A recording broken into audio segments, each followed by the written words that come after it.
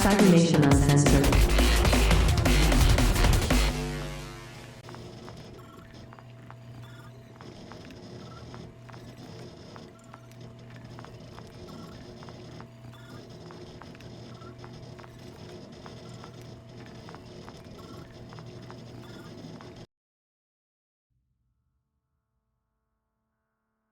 Alright, I will not appease the mute gods today. I just double checked and it should be working.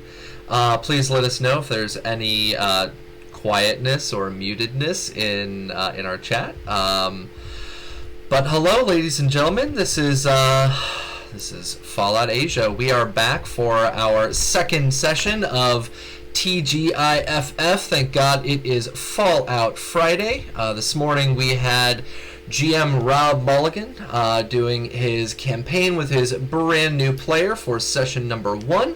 And we are back with our 5 wonderful players here who are going to be jumping back into our setting in Taiwan.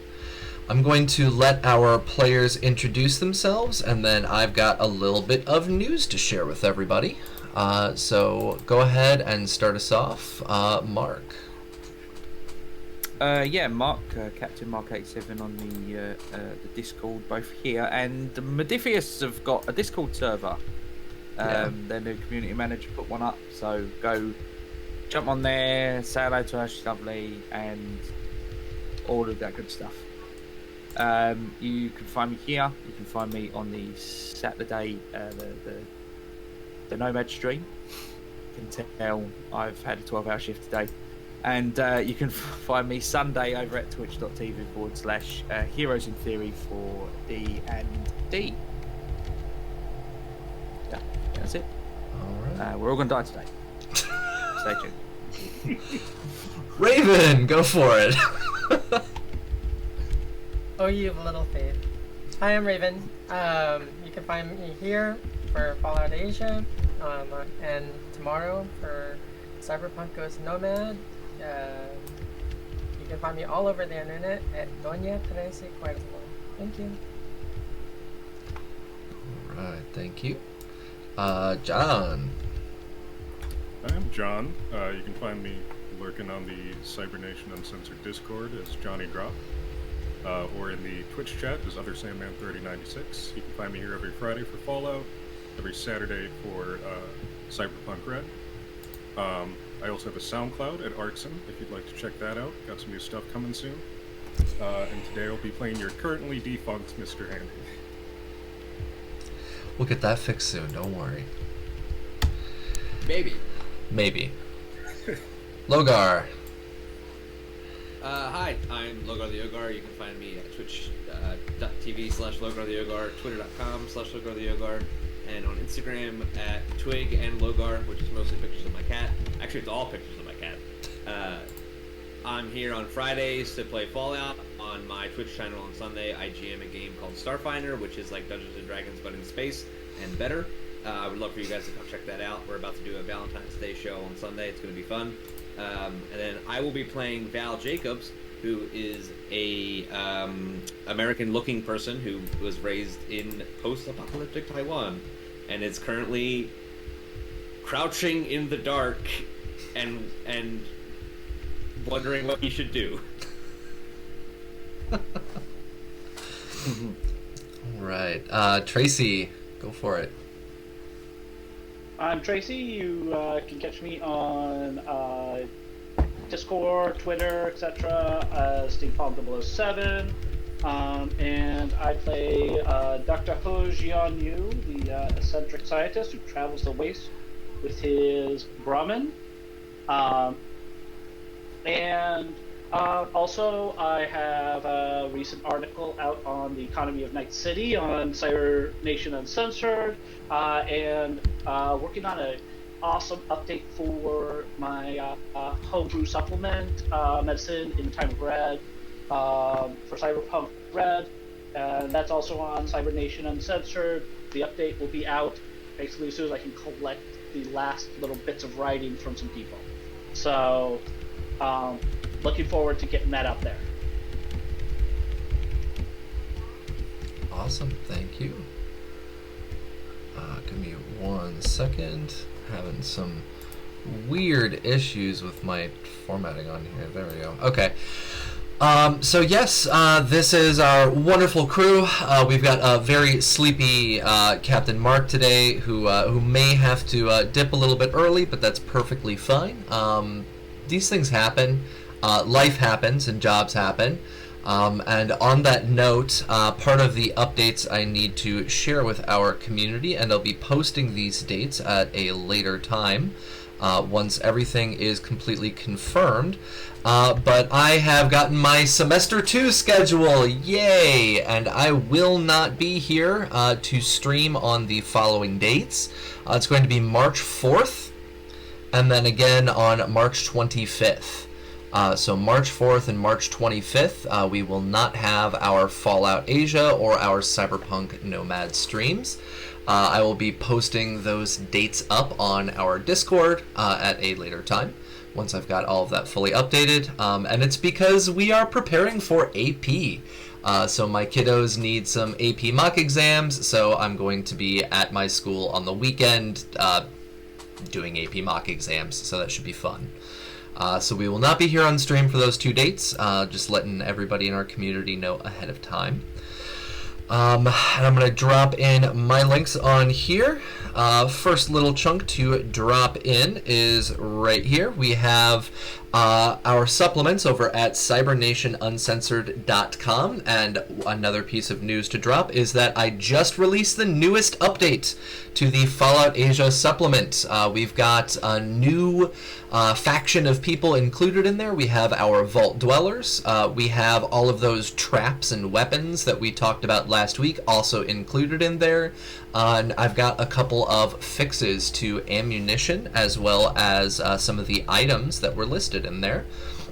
So if you folks are interested, go ahead and check out the newest update. It is now live on cybernationuncensored.com. Just to give you guys a heads up about what's been included in case you want to bring it into your own games, we have traps, sound traps, bear traps, and shotgun traps. We have the new addition of a pipe shotgun, a homemade laser gun. We have statted out our homemade grenade and homemade mine officially, and we have 2 new melee weapons added in. We have the shovel and the military shovel, so both of those are included on there as well. We have updates on rarity and cost for our ammunition. And then finally we have the addition of our bunker dwellers that we encountered with our previous stream, focused on 2 major factions, the KMT and the DPP, which are a reflection of modern day politics. And there's a couple of neat pictures in there as well that I put together, so you guys can check that out over at cybernationuncensored.com. You can check out the perchance generators that we use here on stream. I've got all of them linked over in my Reddit thread, and I also listed up the Discord link on there for Modifius's new Discord. Absolutely enthralled to be in contact with them. April Stiletto has been a wonderful, wonderful, wonderful lady, talking with everybody. She even came in on the last stream with Rob, so we have those links posted up on there as well. And finally, our music today is provided by 2 different groups. We have Base Ape Records, Timme, and we have 1,000 Reasons. Right now we are listening to Genesis very quietly playing in the background. And then the last update is that starting next week, I have been in contact with Steven from Sirenscape, and we will officially be using Sirenscape on both Fallout Asia and the Cyberpunk Nomad streams. So it's going to be a little bit of a change, and our players are finally going to be able to hear something for once. Because all of you can hear the music and the sounds, they don't. And yes, hey there, Dash, as well as RC Walker. Welcome in, folks. We are going to start off our session now with our wonderful recap from Mr. Jianyu, or Dr. Jianyu. So go ahead and start us off with that. We will jump straight into it. Journal of Dr. He Jianyu, Wednesday, October 22nd, 2110, day 1969. Yesterday was the worst day of my life, and today's not shaping up any better. Yesterday, my companion stole from a temple, and the gods are punishing us for that. Since that transgression, we have faced nothing but hardship. I fell into a drainage ditch filled with acid rain and mud. Val stepped on a bear trap, breaking his leg. Sean was shot in the leg by another trap. Then Val set off a bottle cap mine, severely injuring both Val and I, as well as killing Ame's son, Mei Anji. Unfortunately, 4 of Anji's men were in the next room. They were quite displeased. But Val has a special way with words, and kept the situation mostly calm. In the end, he only survived because of sheer luck. The bunker dweller pulled the trigger on his shotgun, and the shell was done. For that reason alone, the bunker dwellers allowed us to leave peacefully. Maybe, just maybe, the gods feel Val has paid his debt. We moved on to a school down the road to get some rest, though it was getting dark by the time we found the place. We did a quick search. Unfortunately, nobody checked out the very end of the hall. Early in the morning, Minsky woke me because of some noise. There were figures at the end of the hall. They were really tall with strange clothes. One was in all white and the other in all black. We woke the others, and chaos erupted. Sean unleashed his shotgun. Minsky collapsed. My Molotov lit them up. Camacho opened up with automatic fire. Suddenly, the figures melted into the floor. I've seen more than my share of strange science, but this is the weirdest thing I've ever seen. We're in over our heads. Mazu, please protect us desperate travelers. All right. Well, thank you for the update. Yeah, it was a pretty crappy couple of days now, or a day. It's going into its second day for our players. We have some absolute insanity that they encountered, from mines and explosives and traps, and then bunker dwellers, and now some weird ass people that melted into the floor. It's been a little crazy for them, and the craziness is only going to continue. Let me switch over to our PC names. So we have Sean, Camacho, Minsky, Val, and Jianyu. And where everybody is at right now, I'm going to try and pull over our little map on here. We had our 2 enemies that were located in this dark hallway. And on this dark hallway itself, I actually need to move your token over, because you guys got to right here. They were literally just coming down. They said nothing, they did nothing. They lit a lantern to try and light up the hallway, but they freaked out our wonderful survivors to a point where they opened automatic gunfire and Molotovs.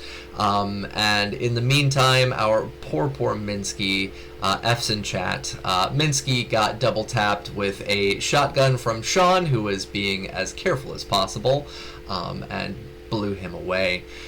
So he is now a scrap pile on the floor. With the end of the session, these 2 figures literally descended down into the floor. Now, what exactly what they saw when it comes to the individuals standing in the hallway, I'm going to share that picture up right now with all of our people in chat, so you can see it as well. I'm going to copy the image. I'm going to pop that over here. Is that going to work? No, it's not. No! Alright, hold on 1 second.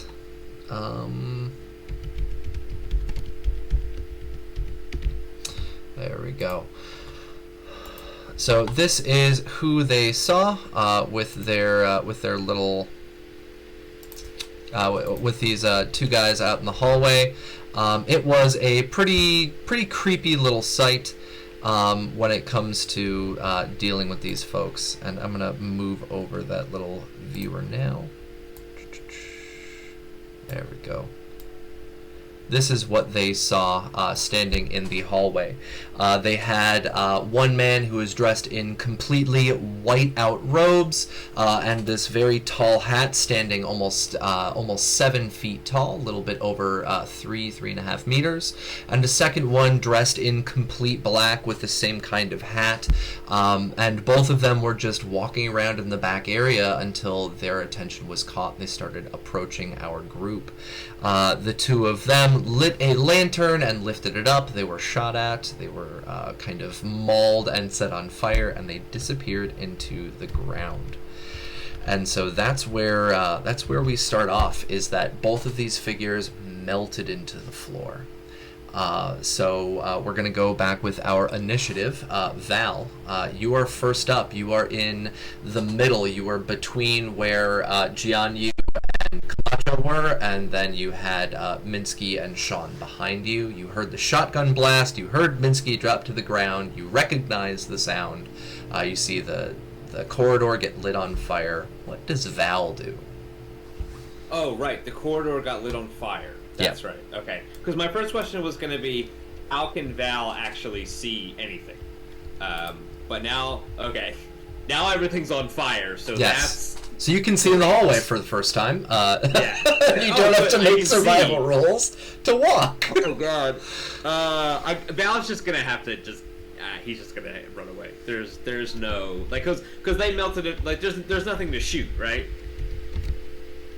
There is nobody there to shoot. You do not see any targets. So that's great. He's going to try and run away to get outside. Okay. To not be in here anymore. I mean, they're not gonna. We'll come back for Minsky. Okay. So you're just gonna turn around and bolt out the hallway. Yeah, I'm gonna use every action I have to run away. All right, go ahead and give me a athletics endurance check, please. First check for the day.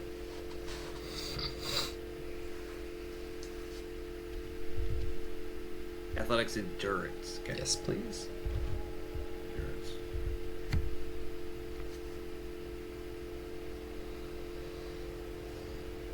All right, 14, and is that an 18? Yep. Goodness. Looks like we got D&D rules all over again. You turn around and you run down. You've got your main action, your secondary action, and you run out that hallway. You get to the door itself. If you remember, it was a glass door with the glass shattered in, but you kind of just duck through and you get out the building. Sean. You hear this rapid footsteps out in the hallway as Val literally just books it out of the building. You hear the explosion of fire raging in the hallway as well, and you can see the corridor get lit up through that doorway as Minsky is on the floor sparking. Right. What do you do? The windows in the room where I actually took a rest, are they still there? Mhm. Are they smashed in? All right. I'm going to pick up Minsky and put her. So Minsky identifies her robot. I've never asked you that question, John. Either. Yeah. Okay. Cool. Effeminate voice, and I never checked the pronouns. Apologies. We'll pick Minsky up and yeet Minsky through the window, smash it, and then follow Minsky out. If I have to use an action point to do that, I believe I can do so. I've got the action boy perk, so it won't be increased difficulty to do those two things in one turn, I believe. Actually, speaking of action points, this is something that my players brought up to me after the session last week. They had asked me, what happens to action points? Why are they resetting every single session? This was a very good question, and I posed that question to the Fallout community over on Discord, and it's actually a very good point. There is nothing in the core rulebook that says that we have to reset AP every session. So what I wanted to do is I wanted to take a moment of democracy, because democracy is the best system out there. It's the best of the worst and the worst of the best. I'm going to have our players vote. Should we maintain AP, or should AP reset with each session? So we have 5 people, 5 votes. Go ahead and give me your vote. We're just going to go in order real quick. Mark, should it reset or should it stay? Yeah, I mean, if the book says stay, you can go by the core book rules, I guess. The core book does not actually have anything in it. That's why I'm letting you guys vote on it. Okay. I think I remember reading in it that you're supposed to start each session with 1 AP per player. That is for the GM. Yeah. Oh, that's for the... Yes. Okay, that's right. Well, no problem. Well, yeah, I mean, if you want to start doing that, because I know you haven't been doing that, so if you want to start doing that, then I think it's only fair that we keep the ones from last session as a trait. Okay. Even out a bit. So maintain the AP. Got it. 1, 2, Well, 3, 4, 5. That's not really what it says. It says that I'm pretty sure it says that the GM starts with 1 AP per player when a quest starts, not when a session starts. Because the game is kind of broken up into quests and scenes. Yes. In this kind of way that like isn't really defined. Mhm. So the starting with 1 AP per player, it says at the beginning of a quest, Yes. the GM starts with that. Yes. Okay. Raven, what do you think? Do you want to maintain the AP? Do you want it reset? We have 1 vote for maintain. Vote to have the AP carry over. Okay. John.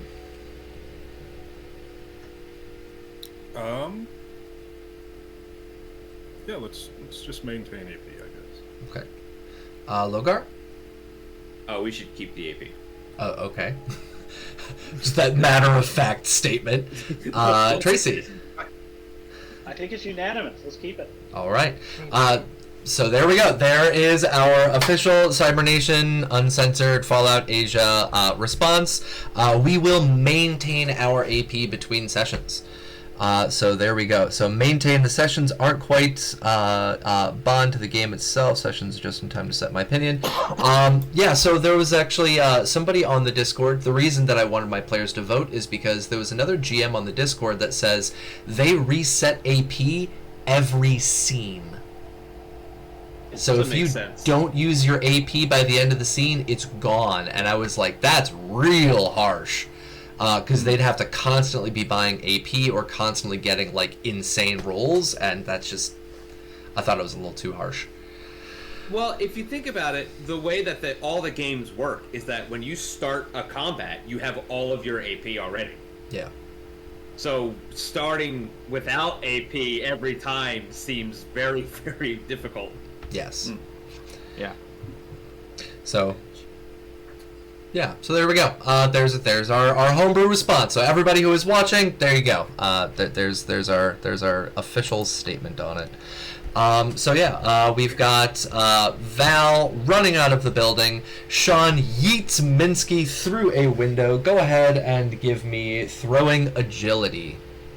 Actually, no, throwing strength. This is going to be a DV2 because you're picking up a robot and yeeting a robot through a window.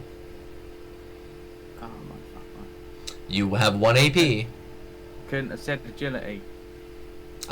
Strength, please, because you are picking up a robot and yeeting a robot through a window. One of those stats is 5 and the other one is 10. Right. You have an AP. Carried over. I would use it. Yeah, I'll use it. All right, hang on.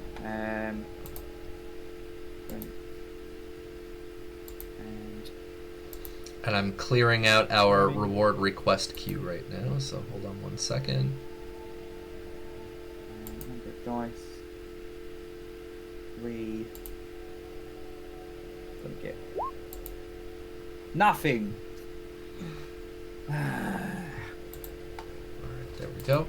Did you use the AP? Yes, you did. All right, we got a 10, a 9, and a 6. So the AP was used. You run over, you grab Minsky, and you kind of try to lift it, and instead you just kind of grab his eye stalks, these limp eye stalks. You just kind of drag him over to the window, trying to yeet through the window. You can't seem to lift him up.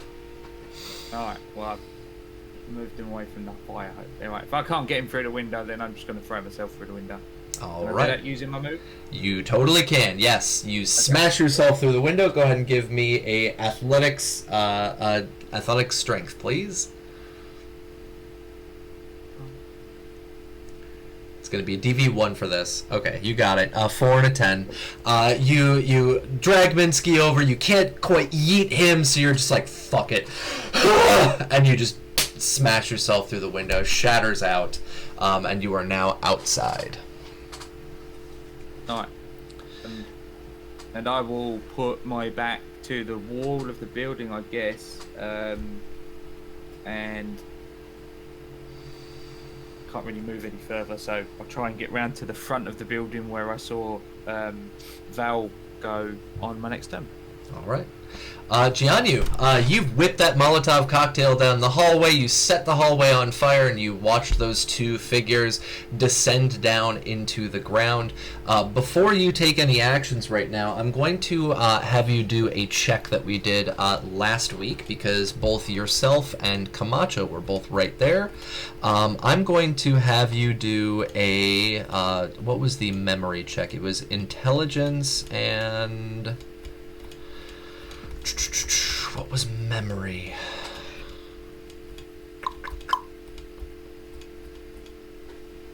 Goodness gracious. I'll let you do intelligence, survival. Yeah, let's do intelligence, survival. Trying to remember some somewhat obscure info. DV1. All right, we got the 1, 17, and a 9. So, Jianyu, it finally occurs in your head what you just whipped that Molotov cocktail at. You remember these stories from your childhood. There was something named Chi something, Ba something, and you're just kind of sitting there, standing there as these memories slowly come back to you. And you remember the Chinese name and the Mandarin name, the Taiwanese name. Heibai Wuchang is the final name for it. These two mysterious figures are from Chinese and Taiwanese past and lore.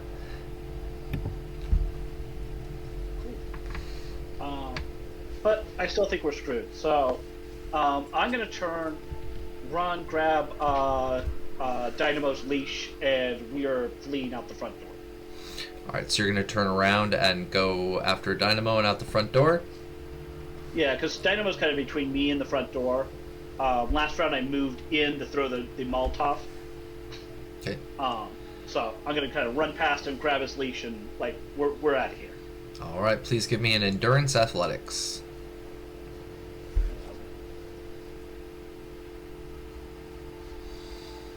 And I keep forgetting. Your character is Taiwanese, so the name that comes to you first is Chie Baye. All right, we have a crit fail going on there and a 17. Oh, yeah, luck. And we do not have any +2s in chat yet. So, what do you want to do? Do you want that crit fail? Or do you want to use a luck and re-roll it? I'm not using a luck. No. All right.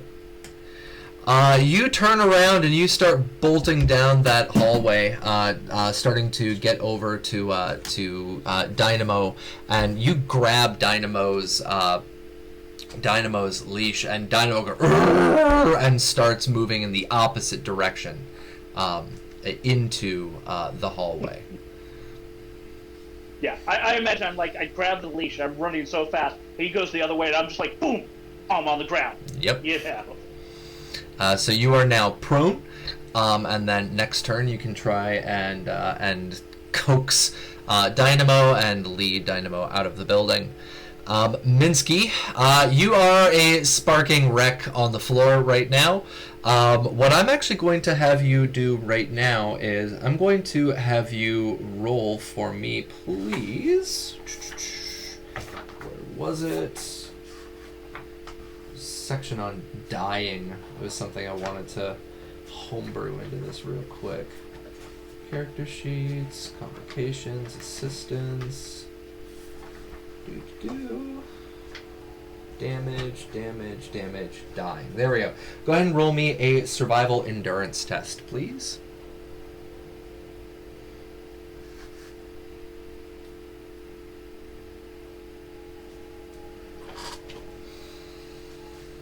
DV is a 1.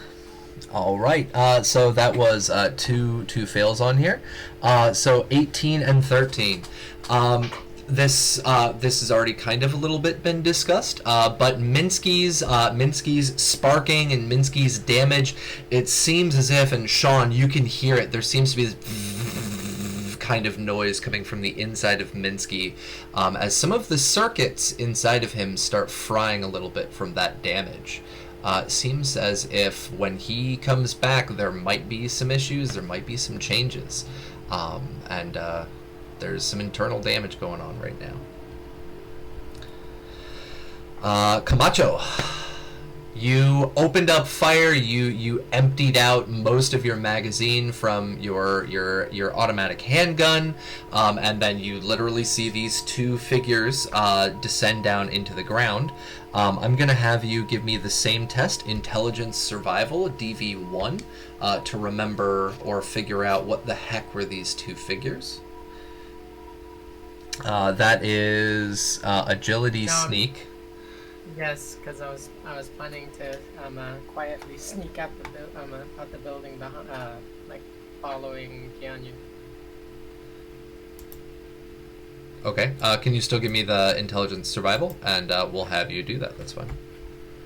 Coming right up. And that'll be 1 AP. All right. You also recognize the stories are a little bit different from what Jianyu had learned when he was a kid. Most of the stories he learned when he was a child, they were stories of caution and stories of warning.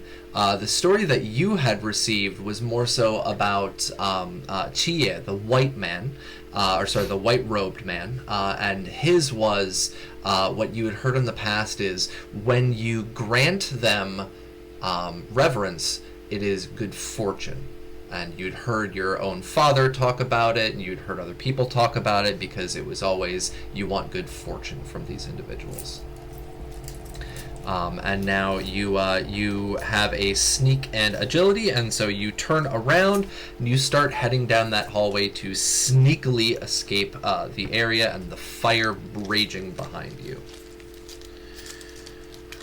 You're heading towards the exit. Are you heading towards Jianyu, or are you just going straight to the exit of the building? Heading towards Jianyu because I thought he was gonna dip out, but I'm just Try. like cautiously backing out with keeping my gun trained on where those two were. All right. Yeah, you get up to Jianyu. You see him on the floor as Dynamo is now dragging him back down the hallway that you guys just came up. It seems that Dynamo was not cooperating. Val, you're outside the front of the building. The hallway is on fire. You can see it illuminating the area. Camacho's gotten up to Jianyu, who's now being dragged in further into the building. You do not see Sean or Minsky anywhere. What are you doing? Val is going to move back into where Jianyu is. Okay. And I think I can ready an action. Right? Yes. I'd like to ready the shoot one of these guys when I see one. Okay, so if you see either of them pop up, open fire? Yeah. All right. If I see any 7-foot tall, white-robed or black-robed individuals, I would like to shoot them very much. Thank you for the specificity. I appreciate that. Move one in and be near Jianyu and Camacho. All right, so you're gonna walk back into the building through that doors. Yes. Okay, go ahead and roll me a endurance. What was that again? Sorry, endurance agility, please. Sorry, athletics endurance. Not bad. Endurance. Oh my lord. Endurance athletics. Yes, there we go. My brain. All right, you're good. Yeah, you duck down underneath that door bar and you walk inside. You're over by by Jianyu, as well as Dynamo, and now Camacho. So the three of you are over there. You do not see Sean. Go ahead and roll me a perception check. Perception survival. Val? Me? Yeah.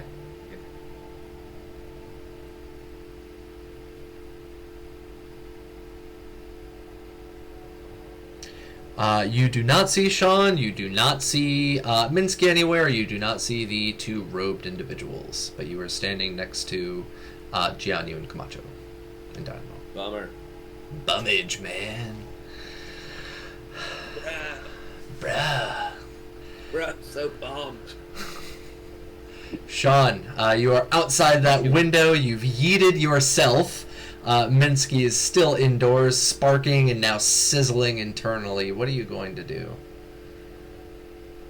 What have I got on me? Hang on a second. I'm going to throw a bucket of water on Minsky. Gotta stop that electrical fire. Yeah, Water's how you do it, fire. right? Exactly.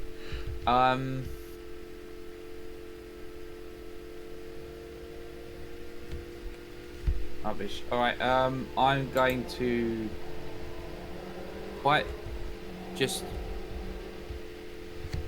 if I think about it, it can't be that far. If I follow the wall along and then turn like right, I should be at the door out, if I'm not mistaken. Like where Val ran and then ran back in again. Well, so you exited that classroom. You are literally outside. You're on the outer door. If you turn left, Yeah. it'll be the front of that little school. If you turn right, you'll be going down to an area that you guys had not explored yet during daylight. All right, no. Yeah, I know what I mean. Like, so if I've gone out the window, Mm-hmm. and then I'm sitting by the window, like crouched down by the window if it's by my head. If I just follow that wall along, sort of parallel to the corridor, I should come to the door where they're all trying to escape. Yeah. Through, like Val ran out, but so I'm going to do that until I'm in visual range of. I mean, who I know as a player, it's Val in the corridor, but I'm going to move around there until someone can see me. Okay. And then motion them to them to come round in an effort to try and pull Minsky through the window, as opposed to walking up a flaming corridor. Okay. All right, so you start heading your way over. You get to the front of the building. You can kind of see through those double doors in the front now. You can see all of our other characters here grouped up. We've got Camacho, we've got Val, we've got Dynamo, we've got Jianyu. 4 of them are just kind of crouched over there. Yeah, so I motion to them, around the corner, Minsky. And if I hold here, for my actual action, I will do what Val did and hold an attack in case one of the tall figures pops out, while I'm waiting for the others to respond. So you're going to fire if you see a tall figure. You know, don't get semantic with me, young Capricious.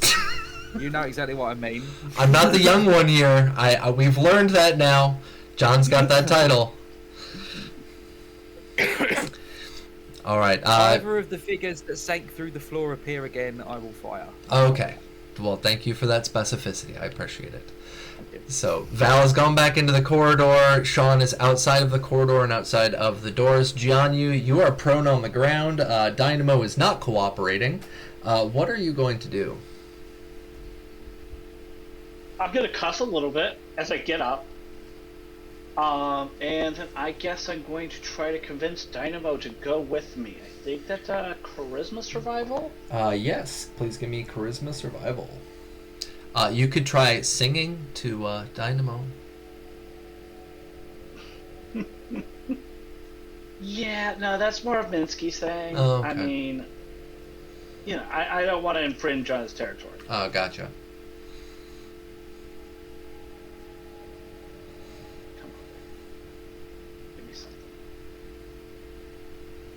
All right, you got a success, 6 and an 8. Yeah, you're able to get Dynamo to stop pulling you in the opposite direction. You're able to I coup can it get enough. All right. So she's not pulling the other way, but she's not going any direction now. Well, you're not standing up yet and pulling her the opposite direction. Is that what you want to do next? Yes. Okay, so you get up, you finally convince her not to pull you in the opposite direction towards the warmth and the fire and the light, and you start pulling her in the opposite direction. Go ahead and give me a athletics endurance.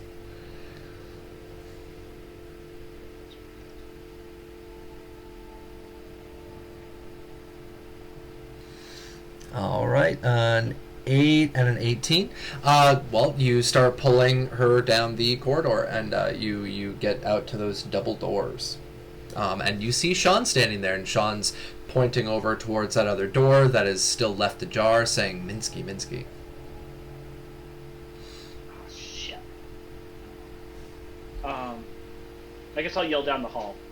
Minsky's in that room over there. Some idiot left him there. All right, so Val and Camacho, the two of you back there, you both hear Jianyu yelling that down the hall. Camacho, it's your turn. What are you going to do? Do I see where Jianyu is pointing? Yeah, you can. The hallway is pretty clearly lit up. I mean, it's literally on fire. So. Okay. I'm going to go into the room then. All right. Yeah, you head over into the room that's being pointed at. Val, do you go with her or no? I was going to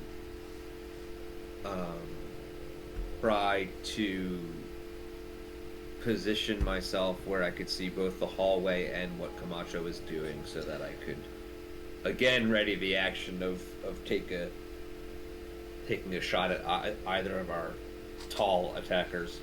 Okay, so you're aiming for anything tall. Got it? No. No. One of our tall attackers.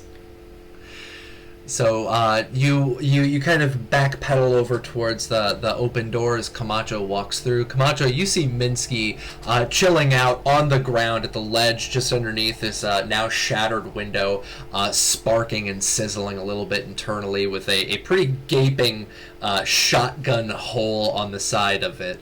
What are you going to do?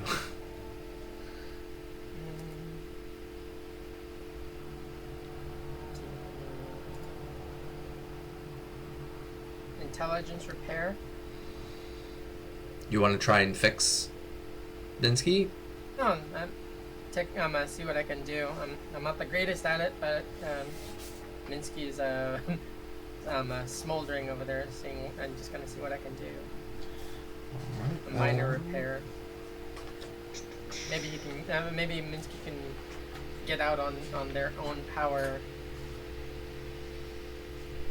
Give me 1 second. My only other resort is to reach into my survival kit, and like hopefully there's rope. I can tie all the pieces together, and we can heave him out, or we can drag him out drag them out the window. Minsky, what is the action for getting you turned back on? Is that intelligence repair?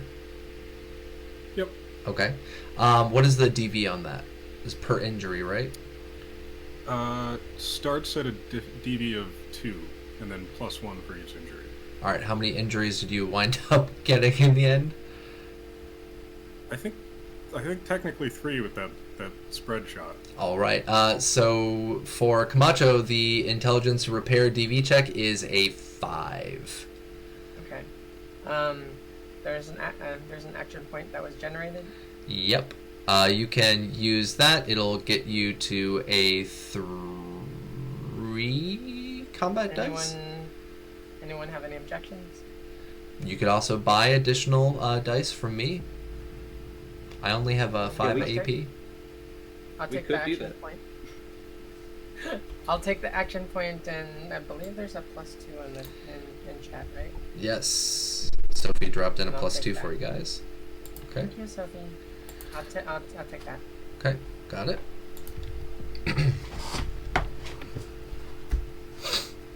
Go ahead and roll. All right, we got a A 1, a 14, and a 17, so that's 2 successes, but the DV is a 5. You start fiddling around with Minsky, and it seems as if the damage that was wrought by this shotgun is a little bit too extensive for your mechanical knowledge. Can I use 2 luck points and reroll 2 of those? You can use 1 luck point and reroll 2 of those. Okay. I will go for that.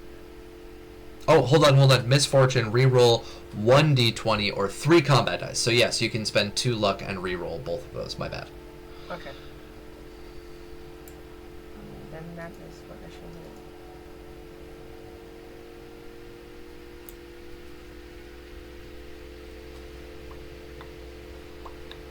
do. All right, so you are at 3 successes.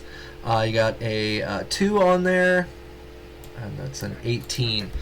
So yeah, you have 3 successes out of a DV5. Even with your luckiness, you're still unable to get Minsky up and running. I But tried. yes, you do know that if you open up your survival kit, you will have a little bit of nylon rope in there that you could tie around him and pull him out, or you can try and just do it by hand. This is. I'll reach in my survival kit, tie all the pieces together, and throw the remainder out the window. All right. Go ahead and give me a athletics strength. With the addition of using that nylon rope, it's going to just be a DV1 instead of a DV2 to get him pulled out. I mean, I was gonna toss out the remainder. That's to everyone outside so that we can heave him out from the outside. Oh, so you don't want to try and Okay. pull him through right now? Can I go out and can I climb out the window and do that? Yeah, that's what I was saying, is Okay. that you can do that with athletics strength. It'll be a DV1 because you have that rope. Okay, I'll do that.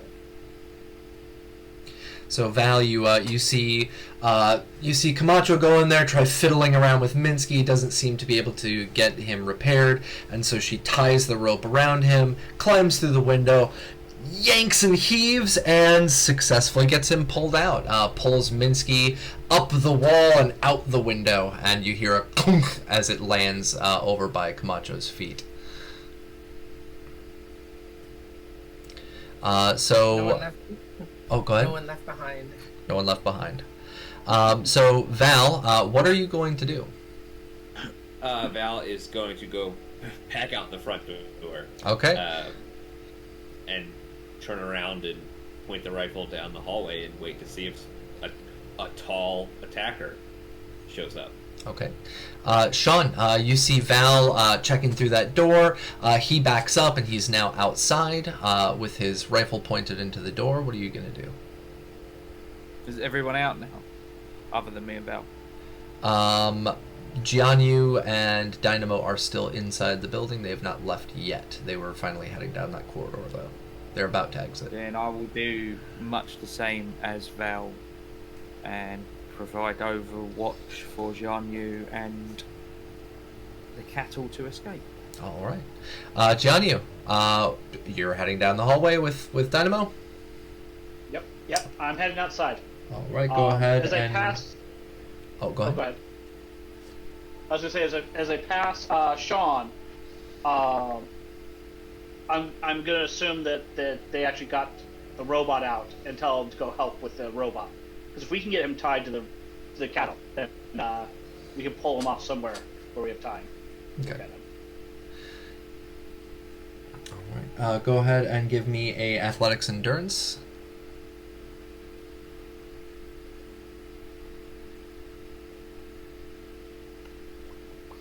All right, you are good. Yeah, you get out to the front door.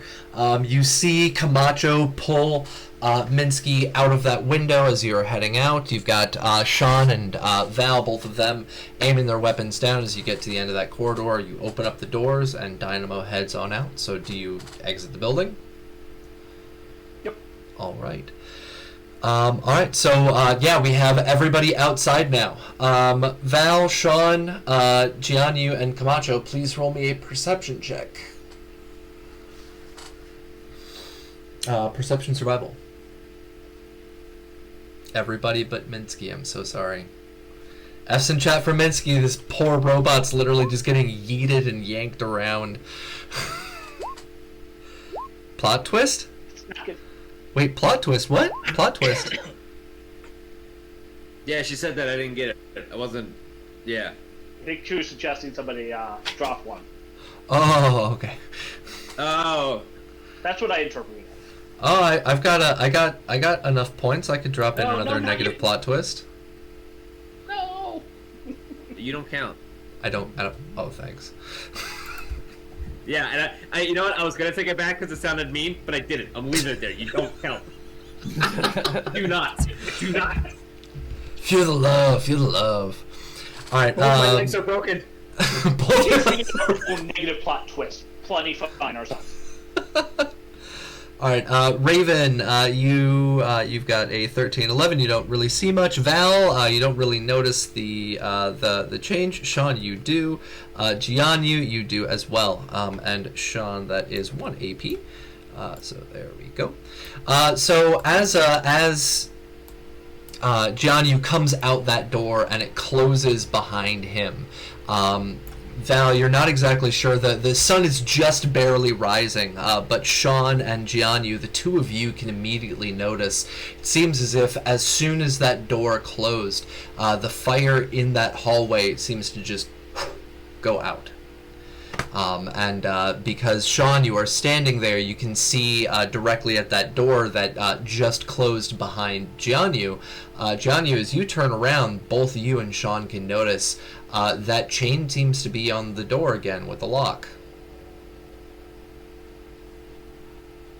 Yeah, let's get the hell out of here. And Jianyu, go ahead and give me one more perception survival check.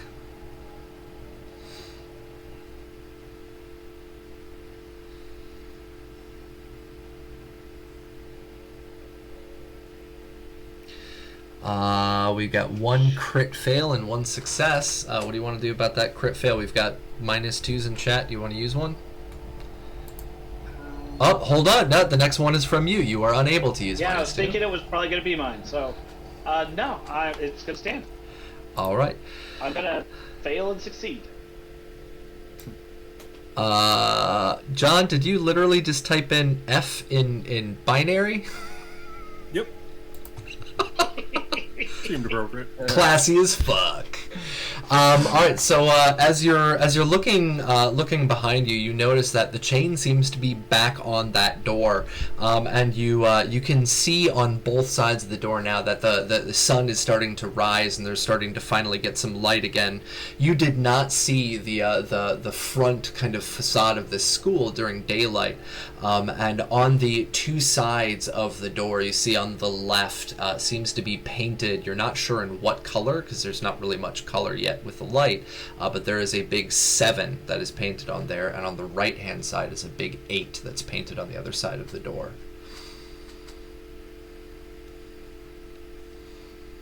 And it looks like it is Yeah, I think. fresh paint. Yeah, and I think I know what that means. So, yeah, I'm getting the hell out of here. I want to try to meet Raven as quick as possible, and we're going to tie that rope to Dynamo, and we're going to drag Minsky until we can get somewhere safe enough for us to spend a few minutes repairing. All right. We are out of initiative order, so yeah, you guys can totally just roll into that. You head on over.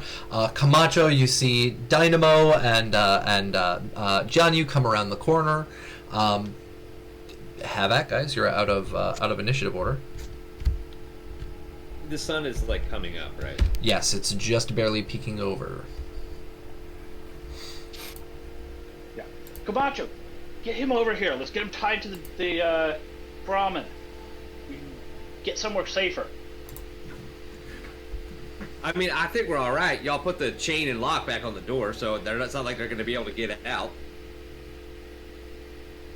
Yeah, that wasn't us. Oh, what? I don't understand. I think Val doesn't believe that like this just happened. Yeah.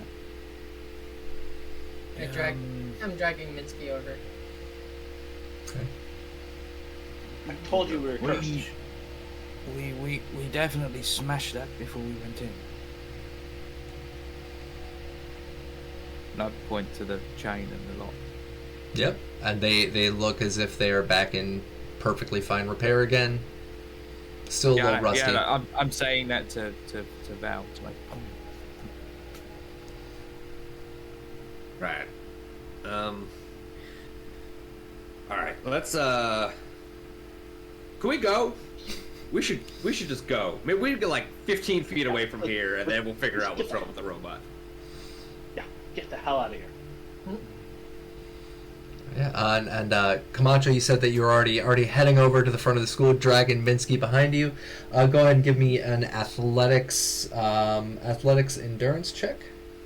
your Sean will go give her a hand with it. So if Okay. she gets a success, then make that 2 successes.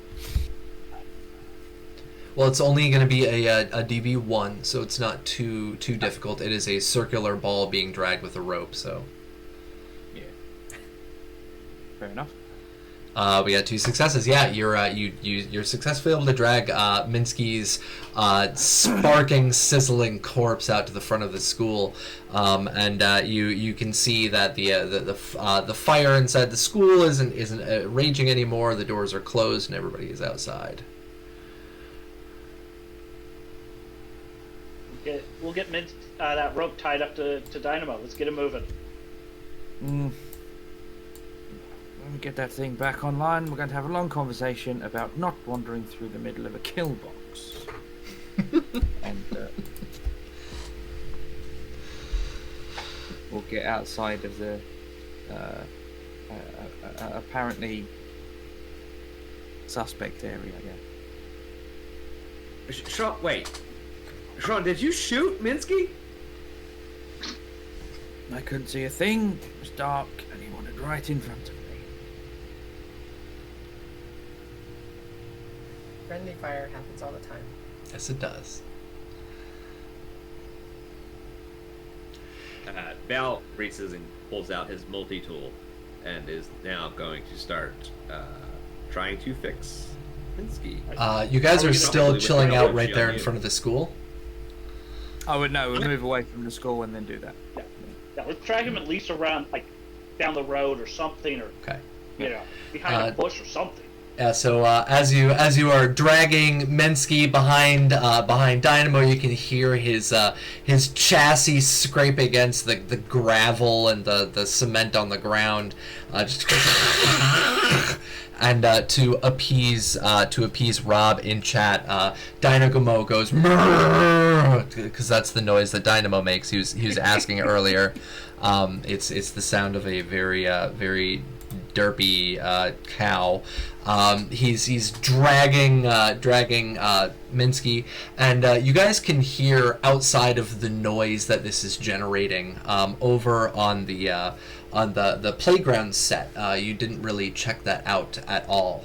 There was a playground set that was out there, and out in the front you can see that there are what seem to be some corpses of smaller people that are scattered around in that area.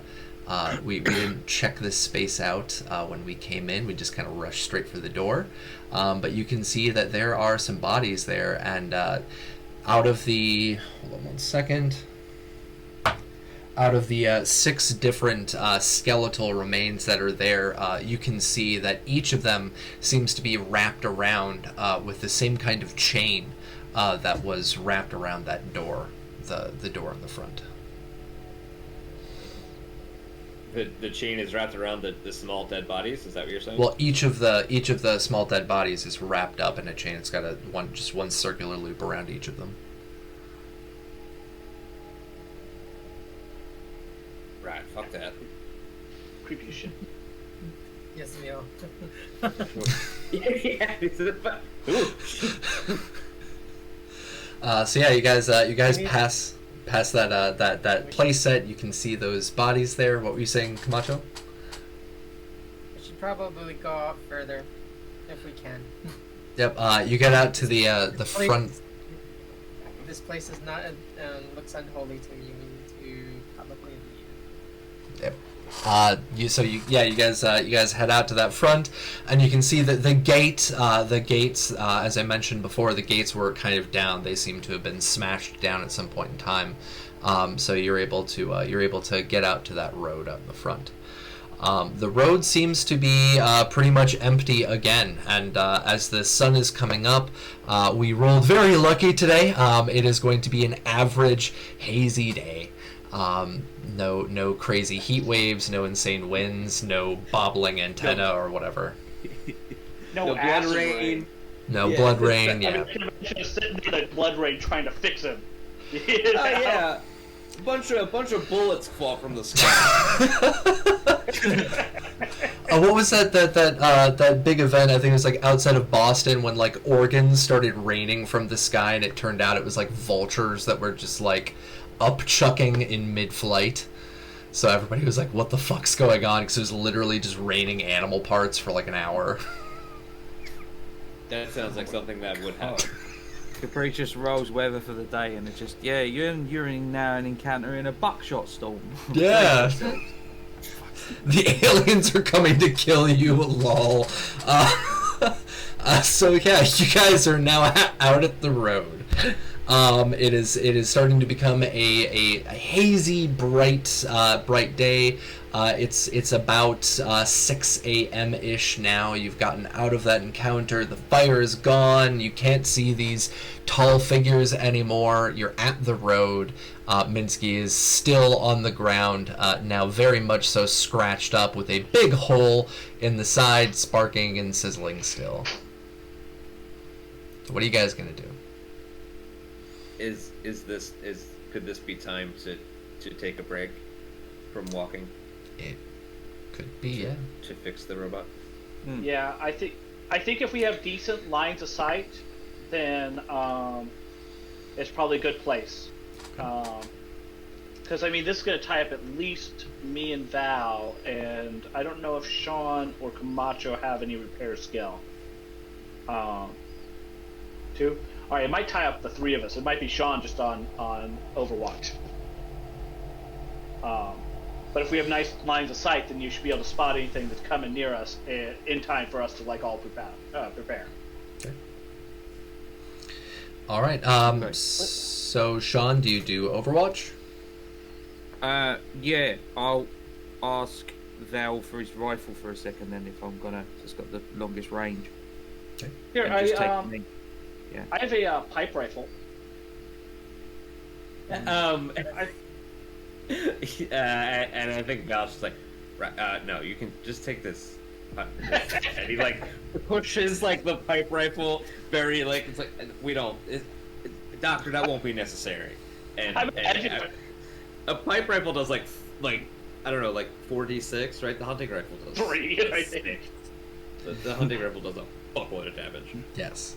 I'm imagining, like, I pull out this pipe rifle, and it, like, zooms in, like, Ren and Stimpy style on it, you know? And it's all, like, you know, got gunk all over it, and it looks like it's half falling apart. Like, I got a pipe rifle. Does anybody have, before we do this, does anybody have anything to drink? Yeah, I'm out of coffee. Oh, no, I still got a little coffee. Dehydrated. I should get coffee. Well, so I have some, old milk from yesterday. God. Chunky. It's good. I'm gonna get some pretty soon here because Dynamo's gonna get pissed if we don't start milking her soon. Let's see, what do I have? Old milk sounds great. Yes, Rob. Delicious. Ooh, chewy. Feel that texture. Yeah, because Val definitely needs to Hydrate. Hydrate. I can eat a sugar bomb and I'll be back to full, which is fine. I'm just gonna eat this sugar bomb and drink this Coke and I'll be fine. What does a Colt do? Is that one of her? I have a I pull glowing out just Colt. my purified waters, and with it still capped, and I'm like, sure would be good, huh? Yeah, it would be good. The toss. I was like just messing with you. The tossing one. Could I Thank you. spend a luck point to... Oh, never mind. Oh.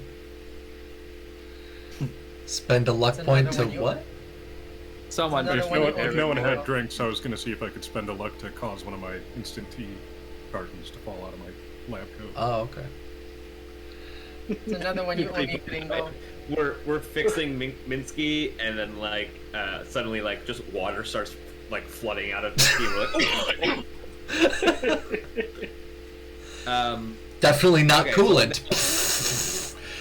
one thing I noticed is when you're fatigued, which I didn't know this, Mhm. if you have any fatigue, when you gain action points, you reduce the amount you would gain by 1 for each point of fatigue you have. Additionally, whenever you begin a scene with fatigue, you lose 1 HP for every 2 fatigue you have. I forgot Round about up or that round one. down? Oh, thank you. I forgot about that. And am now suddenly very, very interested in not being fatigued ever again. Yeah. I forgot about that one. What I've been doing is I've been just adding on a little bit of DV for those of you who had fatigue. But yeah, thank you for reminding me. I appreciate it. HP loss and AP loss. Got it. Thank you. Damn. Thank you. I feel like I Is looked the over- HP round up or round down? Do you know? Round down. If it's round down, looked then over I it. don't lose an HP. Oh, round up that. I I would mean, round down, yeah. Round Yeah, up, round down. nothing. After I toss him the bottle, I just I look over at him. It's another one you only bingo.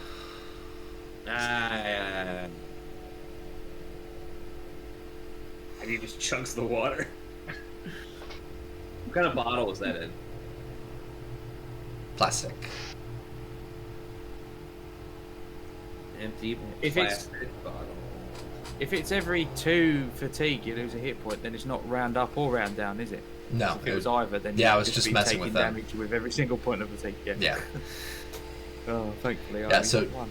2 fatigue, 1 HP loss. Wow. Sorry. No worries. Yeah. All right. Doctor, you want to Yeah, do surgery on our friend? Alright, so Yeah. this is going to be a group test, and we actually haven't had any of these big group tests yet, which is kind of cool that we get to cover this, because this actually comes from our wonderful GM guide. So there's some excellent little instructions in here for group tests.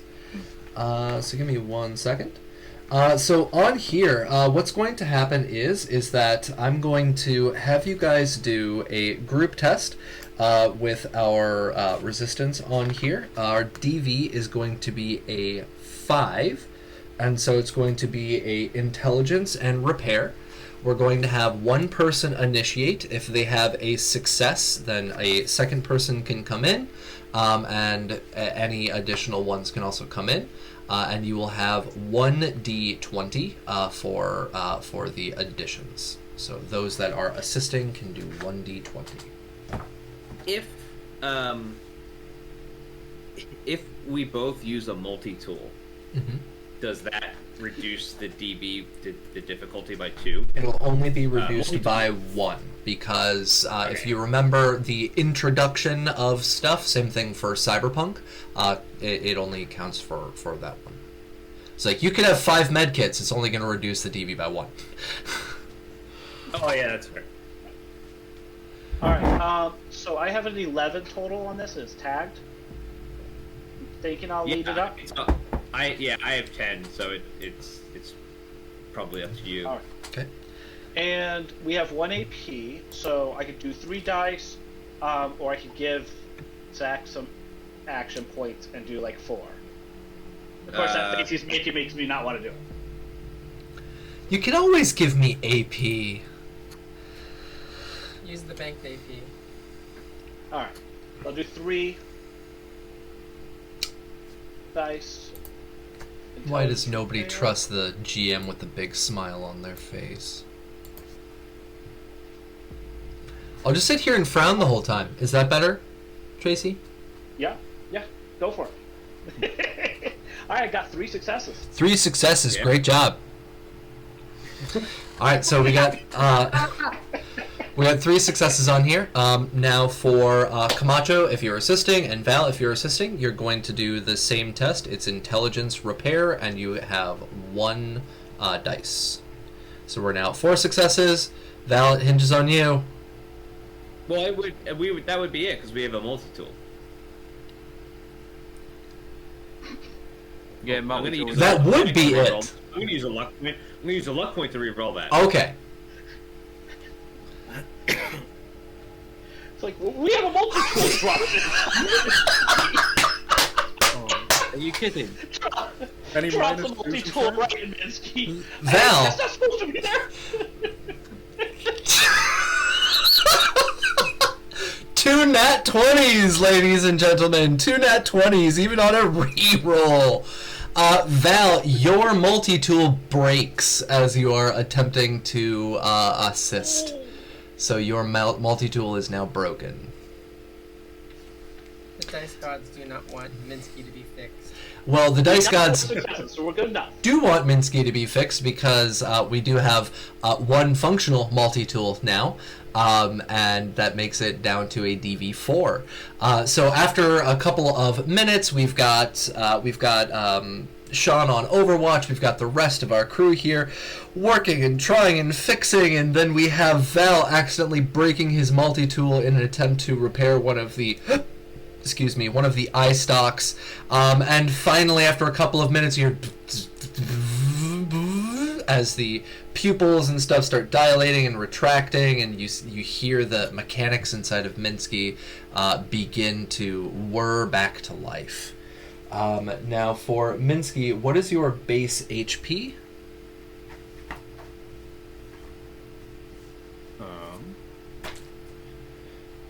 12. All right, go ahead and roll me 1d12, please. And this will be your starting HP that you've been revived to. All right, 10, Yes. almost fully repaired. They did a very good job getting everything pieced back together. There's still a little bit of damage, those scrapes from being dragged on the ground, and some bent pieces of metal. But Minsky, you power back up. So go ahead, Minsky. 1 non-functional eye stock. It was nothing. Nothing at all. Yeah, that's what we experience every time we go to sleep. That's called sleep. Sean, you fucking killed me. That's what I'm saying. And you You see did this? Sean for the first time visibly flinch at anything is when Minsky drops the F-bomb. Nothing's phased him so far. Not even the things in the corridor shook Sean. But Minsky swearing physically makes him recoil. He goes, wait, what? Kind of looks towards that. I need Whoa, to wait. process this experience. It was a kill box, and you wandered through the kill box. Now it's called kill box for a very good reason. I just hope we learned our lesson today. Oh, we're gonna learn our lesson. See your friends.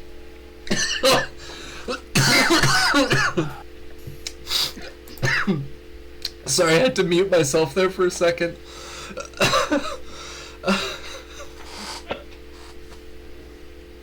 This is a wonderful little exchange. You should probably run a diagnostic. I think Val might have wired a couple things wrong. I mean, it could have been any of us. And part of his multi-tool is still in there. Oh, hold on. I'm the one that shot him.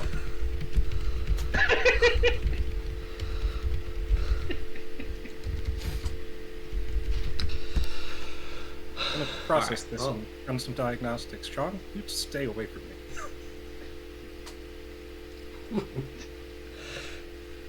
That's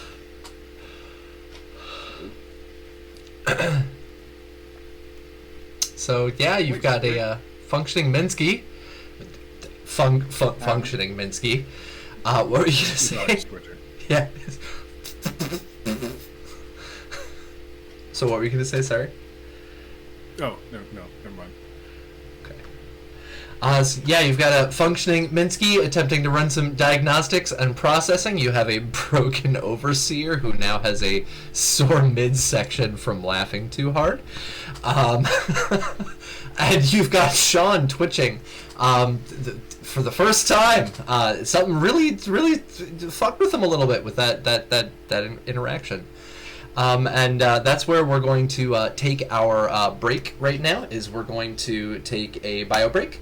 And our player, Sean, are you going to be sticking with us, or are you going to head on off? Yeah, no, I'll stick around. I'm kind of wired now, so. Okay, cool. Got the wired. Awesome. So, ladies and gentlemen, we will be back in just a couple of minutes. We will see all of you folks in just a few. I'm going to throw us over onto our bio break, and we are going to keep our mics on. So if anybody wants to chat, feel free to chat. See you in a few.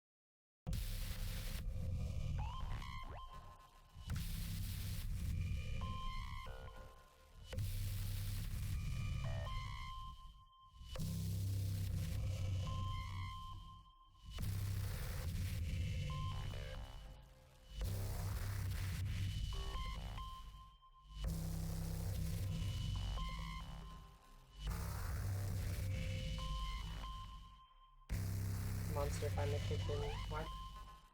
Basically, yeah. I'm not sleeping now. Not for another few hours. You're So all if I try and go to sleep now, I'm just gonna stare at the ceiling and then like crash out. So I might as well stay here.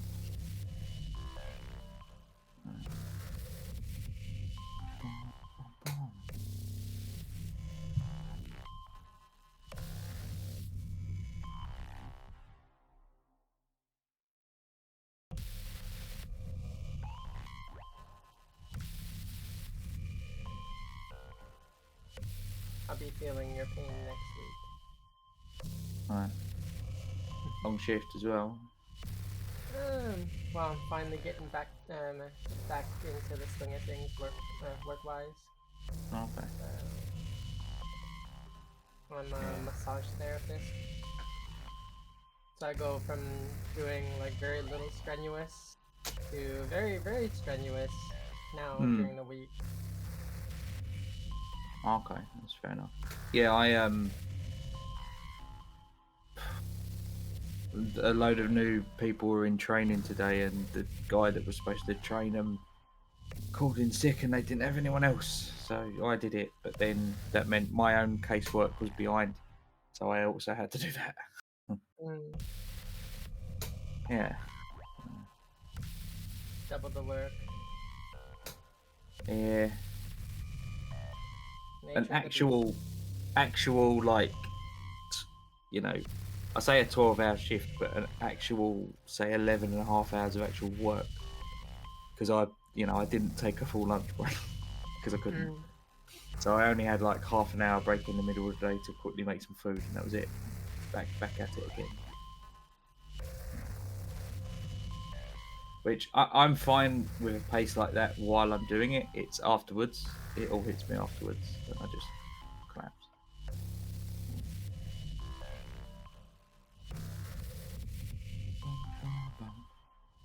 Just been looking at Acton Cthulhu.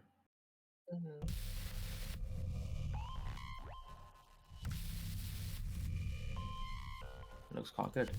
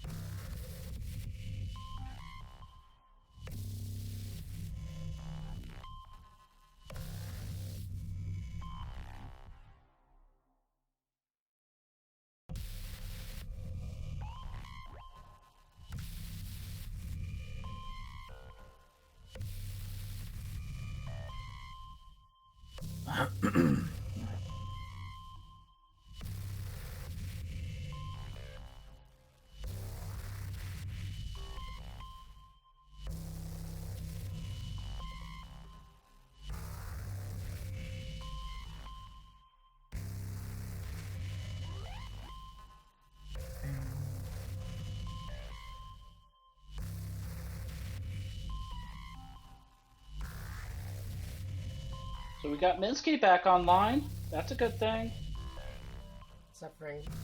They're suffering from PTSD though. Apparently. I don't blame them. Yeah, and we're rolling not quite as bad as last time. Well, I mean, some of us. Excuse you. Yes, Some of us. I mean, I had Some of minor us. issues with Dynamo, but Some of us are still cursed. clearly you had not paid sufficiently, Val. Just had to get one last little. Yeah, and Jianyu's fully convinced. This is all like from the temple. We looted a temple, and then we had the worst day ever. Like, it hasn't even been 24 hours since we did that. Like, I'm just saying, we didn't even take temple stuff. Like, it's not like we came in and took all the ghost money. I just used and a took vending all the machine. incense. We took the, like, leftover army crap that was there. That's what we took. Yeah, but you don't get a debate with the gods about what's theirs and what's not. I feel like that's a lot of what we do with the gods, isn't it? Religion is trying to figure out what the rules are. Yeah, well, Val, I know you don't have great speech charisma, so you're not convincing these guys. even if it is talking, I'm not gonna. It's not gonna succeed. No. And I ain't gonna do no good at it. I mean, I'm the trader with no barter. So. So funny to me. That's exactly what a devil would say. looking at Val, or Junior looking at Val and saying, "Yep, that's what a devil would say."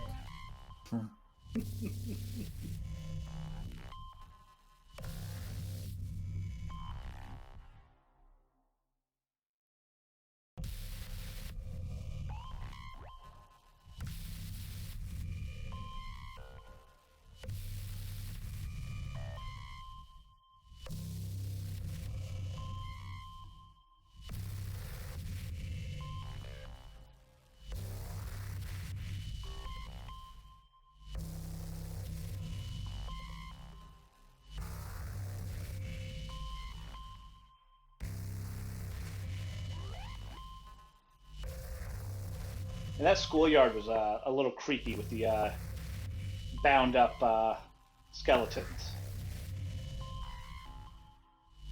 It was a little creepy. Yeah. I don't know. I think we should go back and investigate that. All right, we'll let you do that. I'm You gonna know, for stay over someone, here. for someone who just got blown apart, you sure do want to take a lot of risks all of a sudden. We might have ruined that part of his brain. Oh, right. Danger sensors? No more. Mitsuki's logic circuit just went out the window. That's what was smoldering. It had to be on the fritz beforehand. He joined us.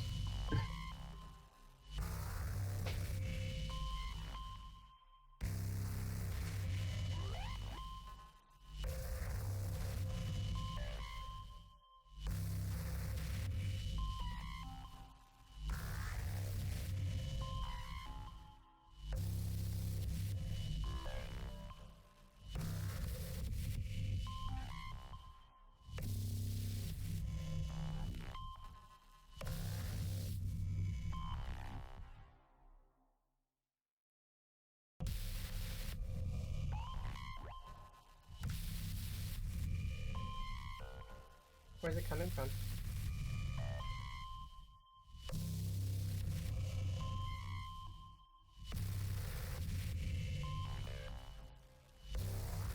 Oh, okay.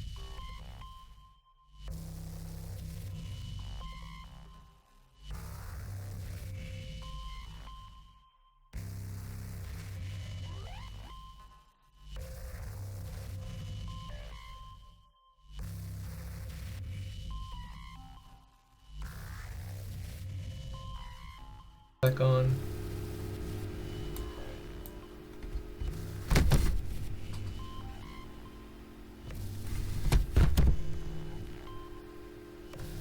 Still picking it out. I'll have to figure something out about that later. Ah, goodness. Alright. Transferring back over. Alright, everybody. Hello. We are back. Hopefully that humming noise has been reduced. Let me know in chat if it's a little bit better than it was before. It should be. Because I can barely hear it now.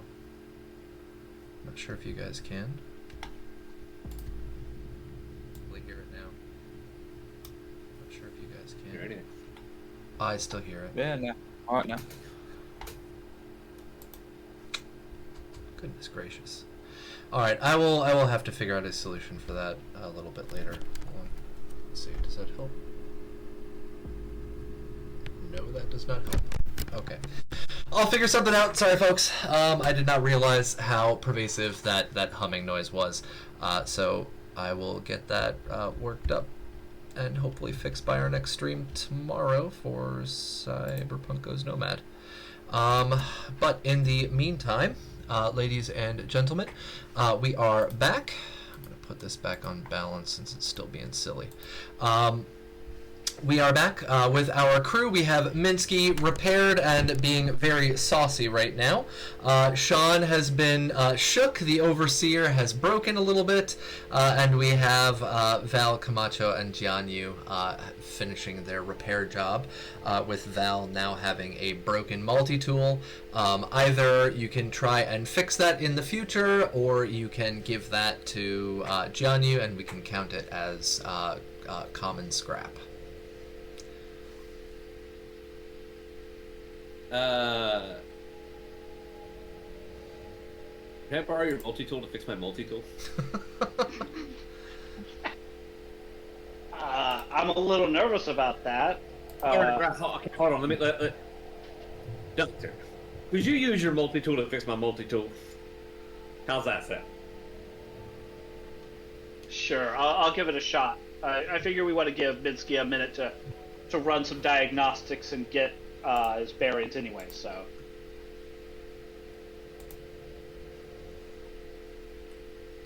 So you want to try and fix it? Yeah, I'll give it a shot. I'll try. All right. It is going to be a DV2 to fix it. With another multi-tool, it'll be a DV1. All right. Go, give me a roll. Oh, no. Oh, hell yeah. All right. You even generated an AP. He is successfully able to fix your multi-tool that you broke. So, yay. Thank you. Thank you. Thank you. What do you generate? 2 AP? Because one's a crit. I currently have 1 fatigue because I didn't have any. Oh, okay. I didn't sleep well. So 1 AP. So it'd be 1 AP. Somebody, pointed that out earlier. So. Yeah, just somebody. Yeah, some dickhead. Multi-toolception. Also, while we're sitting here, I think it's probably a good time to milk Dynamo. Delicious. And I think that is a agility survival.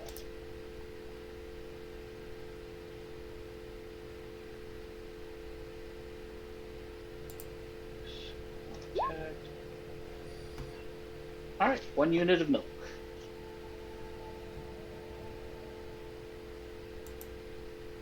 Right.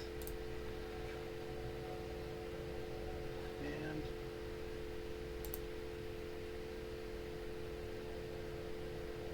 does anybody need a drink at this point? Not me. Does anybody have radiation damage? Not me. Alright. Then I'll stash that for a little bit later. Yummy Brahmanog.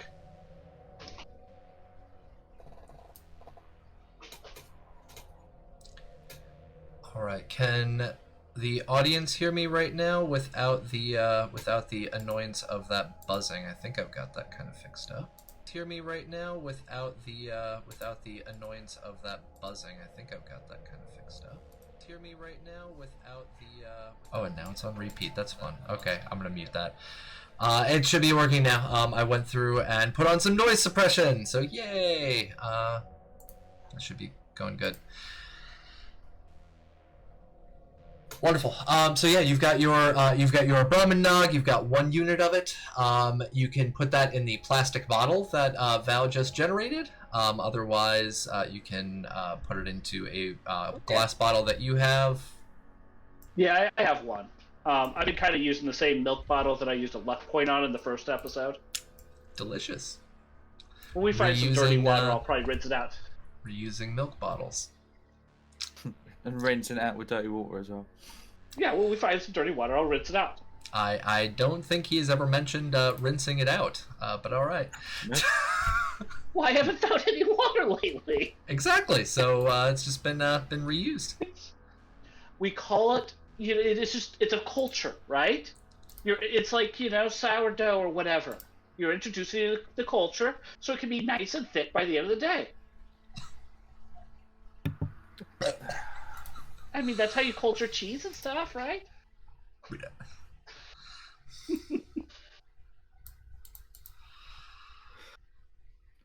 Well, now that my stomach is hurting, thanks. It's like hurting stomach.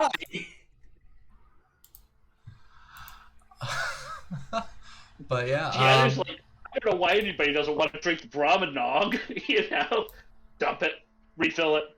What, you don't want it? come on, delicious. So yeah. this campaign has ruined milk for me. Oh, good. As it should be. Oh, speaking of which, my coffee is sitting out on the counter. I'm gonna go grab that. Figure out what you guys want to do. Give me 1 second. Sorry. So it's like the beginning of the day. We could probably keep on walking to wherever we're gonna go. Yeah, we can make it Yeah. into the Press on settlement. to the resort. Yeah, make it into the resort. So is the area that we're trying to go the light green area? I'm not really sure. Somewhere over Yeah, okay, here, that. or Yeah, maybe yeah, over it's a- here. I thought it was here, but it could also be here. Like, I feel like we were coming here to find the source of the guy and the black ooze, and then when we got here, there was some kind of tire fire, and then that kind of. Those were our two like directional hooks. Sorry, I had to Yeah. Well, we also make sure know to get that, a drink in case we have any drink checks in chat from Rob. We also have Angie's note about like people coming back, and Correct. I don't know where he. Actually, Cap, do I know where Angie's settlement was? Do I know what settlement he was referring to in his note? No. No. All right. And you did not Then- communicate thoroughly with the folks upstairs, so you're not exactly sure where they had passed. All right. I was just wondering if I knew like another settlement like right nearby that still exists, or did. Well, if we keep going, we'll probably find it. So, Yeah. yeah. Big fire Alright. leaves lots of black marks. We can find that. Yeah.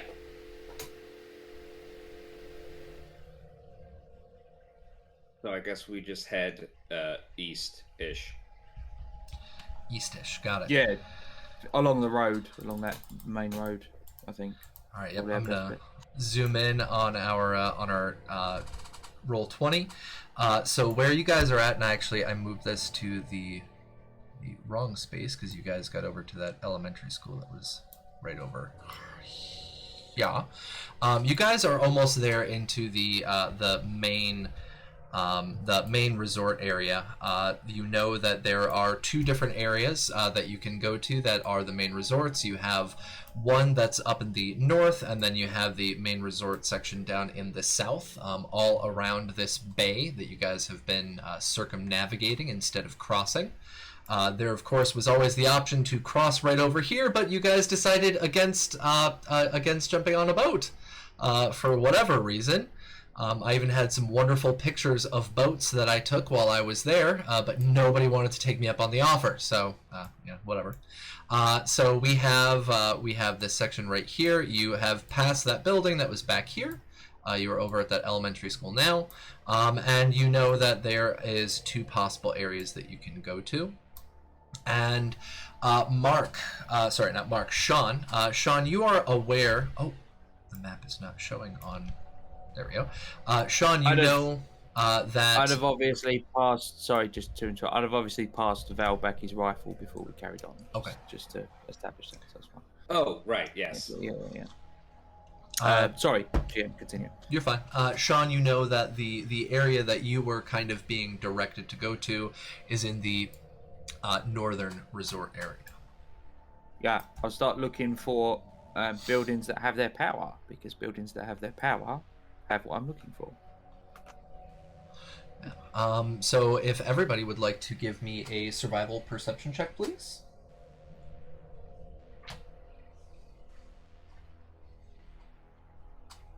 It's going to be a DV1, and if Minsky gets a success, that will generate AP, because you have -1. Alright, so Camacho, Minsky, Sean. How's Val doing? Val got a success. Oh, Val, you're rolling properly. Yay! So proud of you. Listen. You just wait till I have to shoot something. Okay. It's going to be so good. Okay. I'm going to do 1,000,000 damage. Well, don't forget, I still have 5 wonderful little AP right up here on top. So, yeah, Jayo.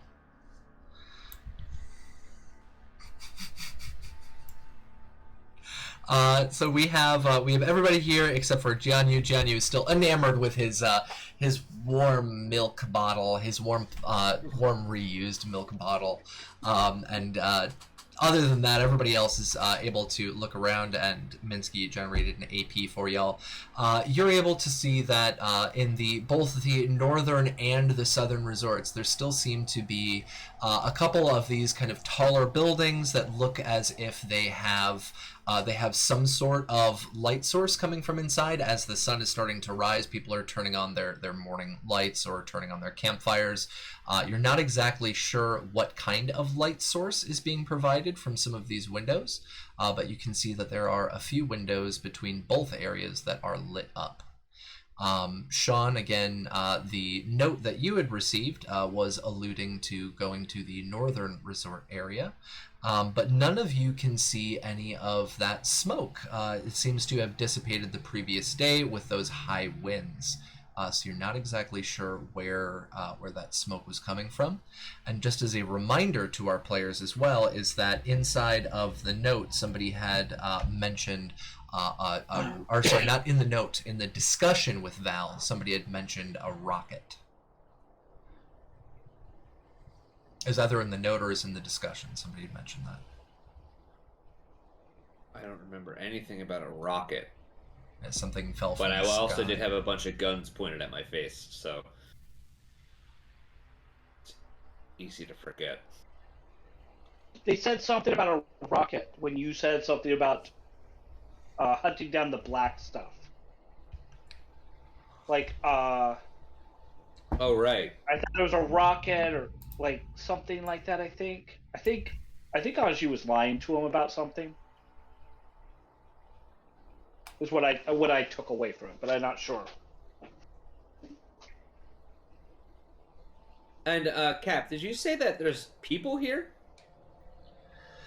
In this northern resort area? Well, you can see some lights coming on, and it's possibly from people lighting stuff up. It could be from power sources. As I said, you don't know what the source of this light is. So it could be from people starting up fires, turning on flashlights, turning on lights, or something that's been powered up from a remaining generator. You're not sure. Or like automatic lighting or something. Yes, exactly. Okay. Right, so do we want to go in do we want to walk down the main road with all of us? Or do we want to, like, sneak around the back and figure out if we want to be seen or not? I think we get eyes on whoever's inside first, to know what we're dealing with. And then if it appears okay, we just walk in the front door, and if it don't, then we sneak it.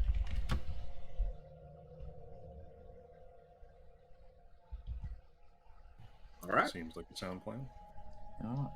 Works. Works for me. All right. So the lot of you start trying to look around that area there, that northern resort section. And I'm actually pulling up Google Maps right now.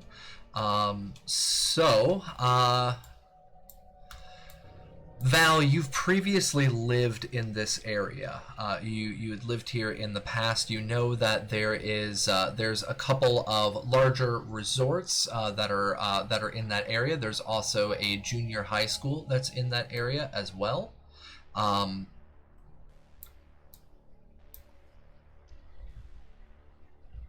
Oh, this is actually my mistake. You guys had already passed this area. This is where you guys were at. So you guys are over here. This was the area that you guys had passed in that previous session. you came down that road further. I remember you even passed the 7-Eleven, because that 7-Eleven's right here. So that was my mistake. So you guys are right here. So you know... Hold on. Go ahead. We passed the 7-Eleven and valved it and tried to find junk food. Remember, it was partially destroyed.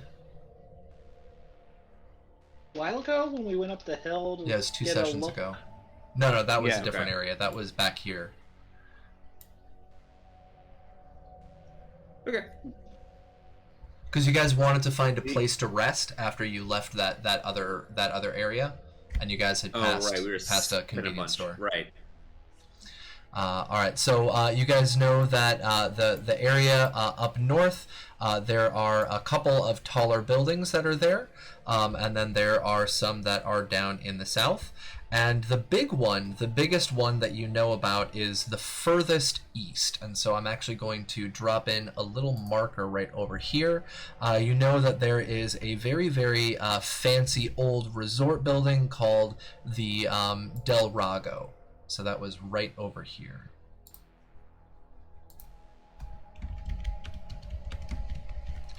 Let me make that a little bit bigger. And so the Del Rago is right over here in this marked area. I'm going to mark that a little bit brighter color so you guys can see that a little bit easier. Nice. There we go. And let me change that text. Boop. Is this the area? This is the Northern You can't Resort see me. area. Is this the high school area that I'm pinging with the two? what looks So like you a guys factory? were at a smaller elementary school, and that was right down here, where you guys are at right now. So right down here.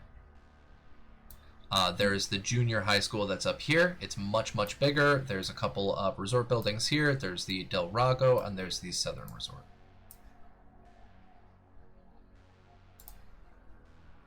So no signs of fire. No people? You don't see any.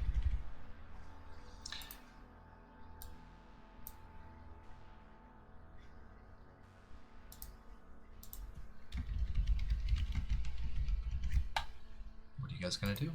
Well, we should probably head into one of those lit buildings and see if we can find ourselves a fusion core.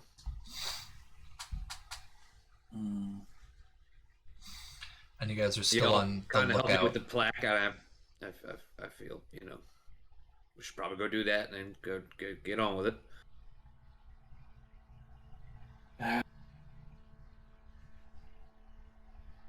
Let's go first then. All right, yeah. So, yeah, you guys are right up the street from the school. It would only take you about maybe 2-3 minutes to walk there. You're pretty close by. It would take you about half an hour to get over to the Del Rago, and then to get down to the Southern Resort would take you about an hour, and you would pass the Del Rago. So, what would be your those are your 3 different options right now. You also have some buildings around you that you could check out. Or you could go to one of those 3 hotspots. What would be your choice? I would say we should go to the high school. Yeah. Just clearing all the places out as we head along the main road makes sense. Yeah. Macho, what do you think? Sounds like a plan. Let's get going. Oh, I cannot hear you. Sounds like a plan. Let's do it. There we go. All right. Minsky, Janyu. Yeah, high school Yeah, sounds I'm good. fine with that. All right. So a lot of you start heading over towards the junior high school, and you come down that road. You're passing a couple of these older, dilapidated shops, and you get up to this kind of front gate area, and you can see that the junior high school, Val, you remember this area because you used to live in this area. Sean, you also used to live down in the resort area, I believe, and Camacho did as well. The 3 of you lived in the resort area, correct? Mm-hmm. Okay, so the three of you know that the junior high school here was previously a settlement. They had converted the building into an area to live in. The field that they had outside, they turned into a crop area, but it was pretty much destroyed and defunct. Nobody seems to live there anymore. But as you get up to this pretty large junior high school, you can see that the front gate has been one of them still looks like it was closed, and the other one seems to have been completely knocked down. And you can see kind of into that courtyard. Inside the courtyard, you can see that what used to be crops and what used to be this big area, it's now overgrown with weeds. You can see these little shacks that used to be there are all defunct and falling apart to the elements. This place has been possibly abandoned for quite some time. But as you are looking over at the main junior high school, you can see that some of the lights are on, or there is a light source coming from inside. As the sun is still rising, it's about 6:30 a.m. right now, so it's still pretty early morning. But you can see some lights from inside the building, and you can also tell that there are, of course, a lot of damage to this school. It looks like it's been very dilapidated for quite some time. So what are you guys going to do? Well, we should probably pick a point to just... since we lived here before, and now we're kind of back here looking for something, do any of us remember there being an extra or any fusion core at all in this area? Go ahead and roll me a survival intelligence.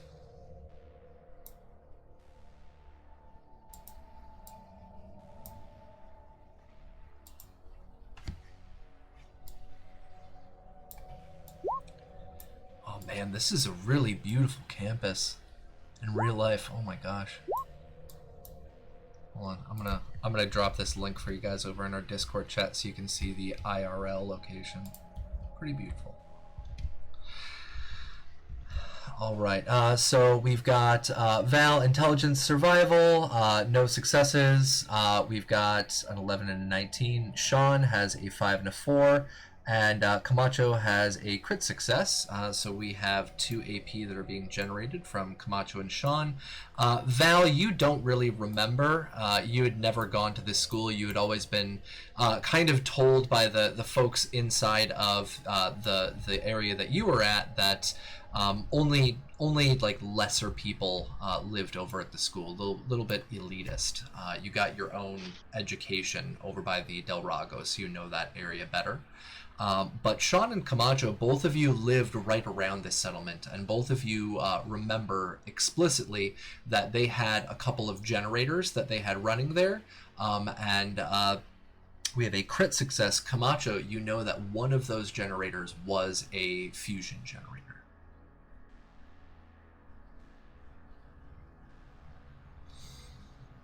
So there may be a fusion core here on campus, depending on what's leading that light source.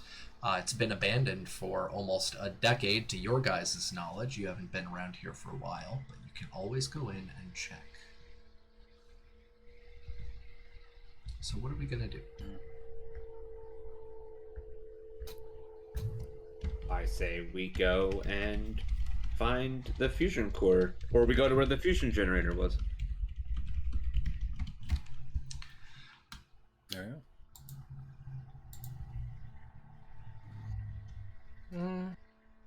So Yeah, I might know where one might be.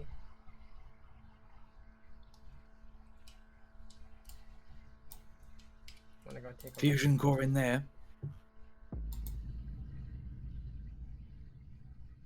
possibly.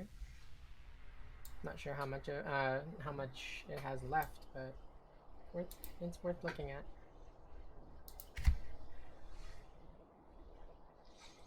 Well, Yeah, does the fusion core need to have something in it? doesn't say that on the note. It just says fusion core.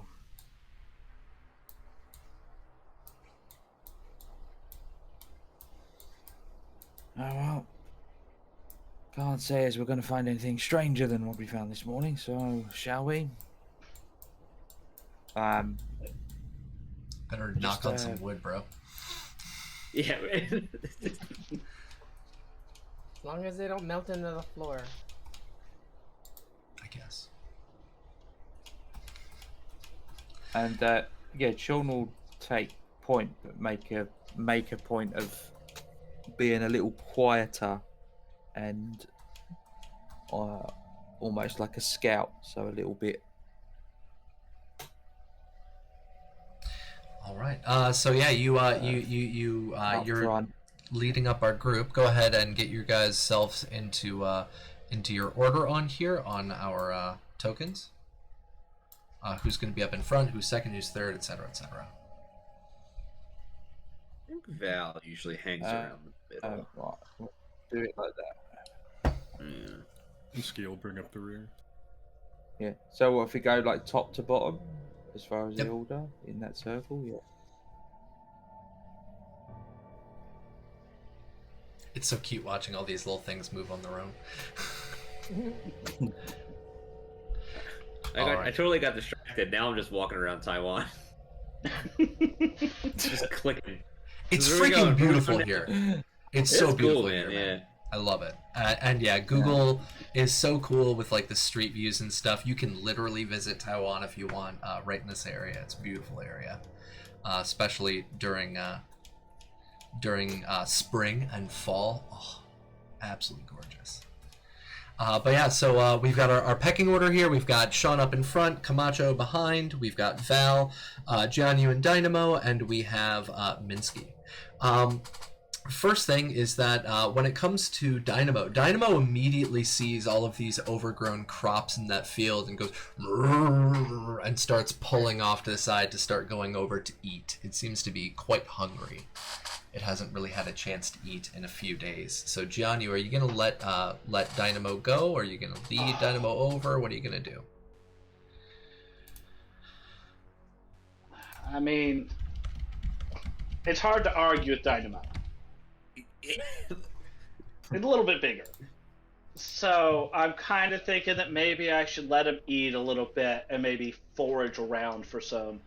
Maybe there are some crops that weren't ruined that are still growing, or some water or something. Okay. And big shout out really quick to Stiletto Assassin. She's popped into our chat real quick to say hello. So hi. Welcome on in. Absolutely wonderful person. We've already given our shout out for this morning, so thank you, April. You've been excellent. So yeah, you don't resist against the Dynamo charm as Dynamo starts dragging you over to this kind of central area that used to be crops, is now very overgrown. Go ahead and roll me a perception survival check.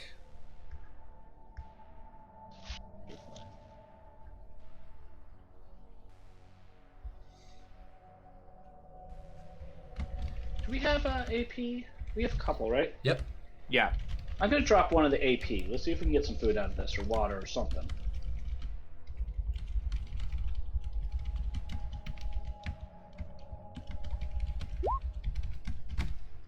Nice. All right. So we've got 2 successes, a 9, a 5, and a 17. All right, let me pull down that AP. So yeah, you look around, and pretty perceptively you can notice that the grass that seems to be right here in this area, it's definitely got some like old wheats and kind of stuff and grains mixed in and cereals. There's a chance that you can do some foraging in the area, but you also can see that this area would most definitely be a space where pests might be surviving, if there are any in the space. So you can tell pretty closely that it is definitely somewhere that could be of use or could possibly be of danger, as Dynamo yanks you over and starts munching in on some of the cereal grains growing there. Yeah, so I'll kind of try to forage around near Dynamo. I am going to keep my my 10 mil pistol handy. Okay. For foraging, go ahead and roll me a perception survival again. It's going to be a DV1. All right. So the first roll is just to like evaluate the area. Yeah, evaluate your space. Oh, all right. I thought I was rolling for the food. Do you guys care if I spend another AP for this or no? What do you think? We could. It'll benefit the party. So yeah, go ahead. Yeah, we could use some food. Yeah. All right. Nice. Spend 1 AP. Nice. All right, we got a 19. Oh my God. A 19, an 18, and a 10. Do you want to spend a luck point to re-roll either of those? I would offer you a -2, but the closest -2 in chat is yours, so you cannot use it. Somebody needs to use that one. Yeah, let's spend the luck. And let's re-roll that 19. Okay.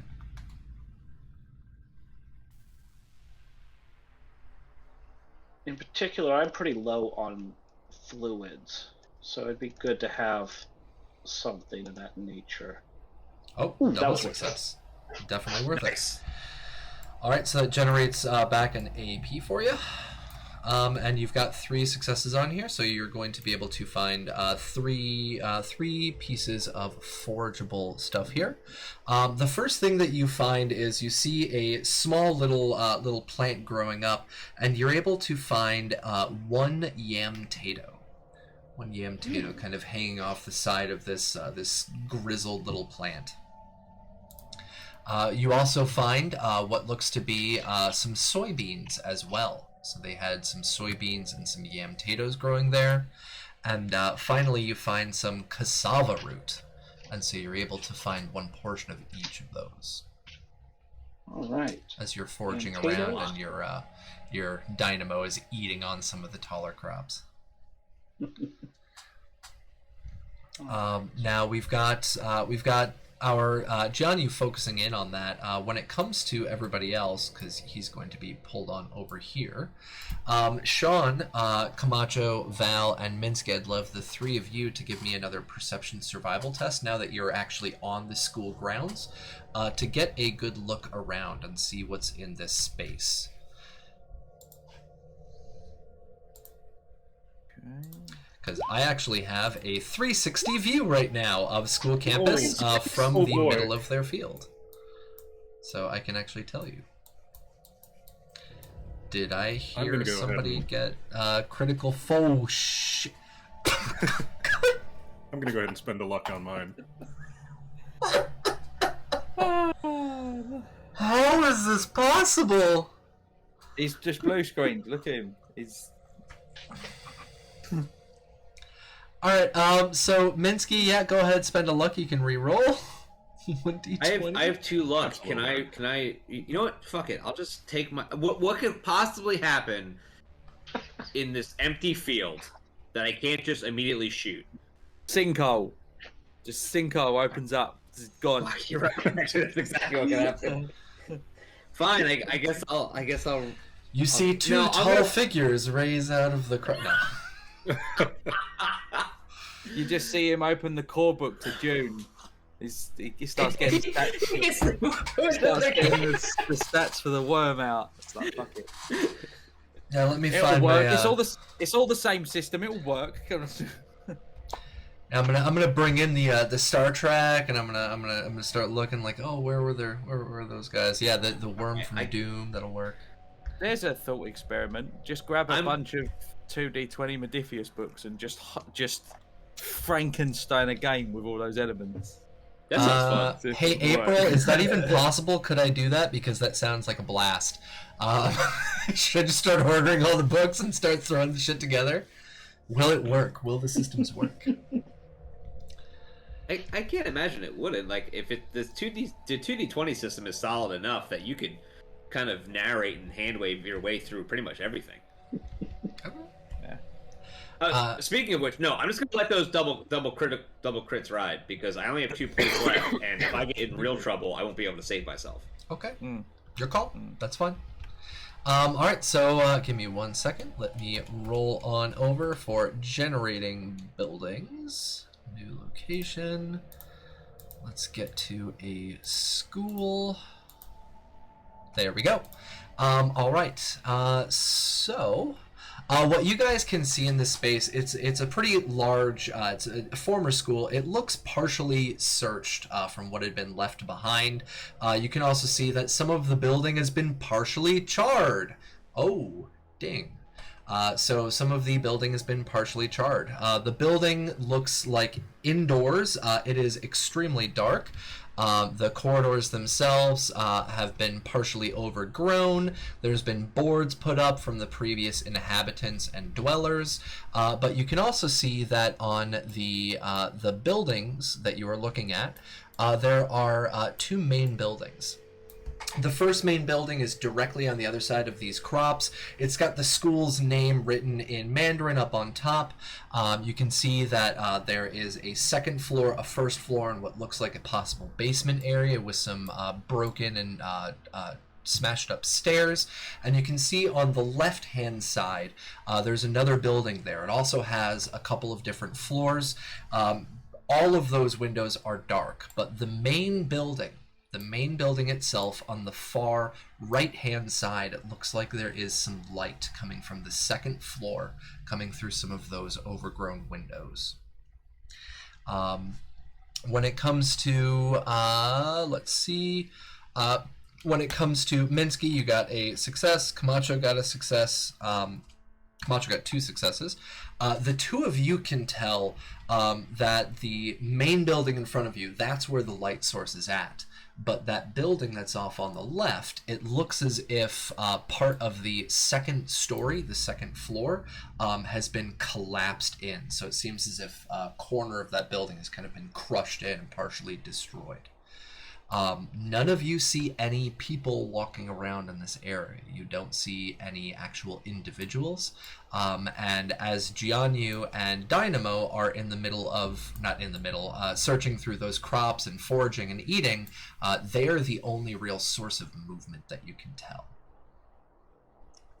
So what do you guys want to do? You've got these two major buildings. Oh, sorry, I forgot to mention. And behind you guys, from where you are at, because you're just inside the gates, you can see there is a old parking lot there with a couple of old derelict cars. Oh. Do cars have fusion cores in them sometimes? I don't remember. I think technically, They run. they blow up. So what happens with cars fusion cores is that cars in the Fallout universe are actually they're fueled by coolant. So those red rocket stations, they're actually coolant pumps. Because the cores inside become extremely unstable if they are not tended to. So if you were to try and get a small fusion core from one of these vehicles, there's a very good chance that it would explode upon removal. So that's a no. Well, it's a possibility. I mean, you've got some technical people here and a repaired multi-tool. And big shout out to Outworld Sounds really quick. They just rated us. Thank you so much. Happy to have you guys here. This is our newlywed couple, Kate and Max. So welcome on in. Glad to have you guys. Congratulations. Yeah. All right. So we just sneak in through the front door. Which building are you going to? Are you going to go into the main building, the one in front of you, or are you going to go to the secondary building on the left? Main one makes sense. Core's probably in the basement.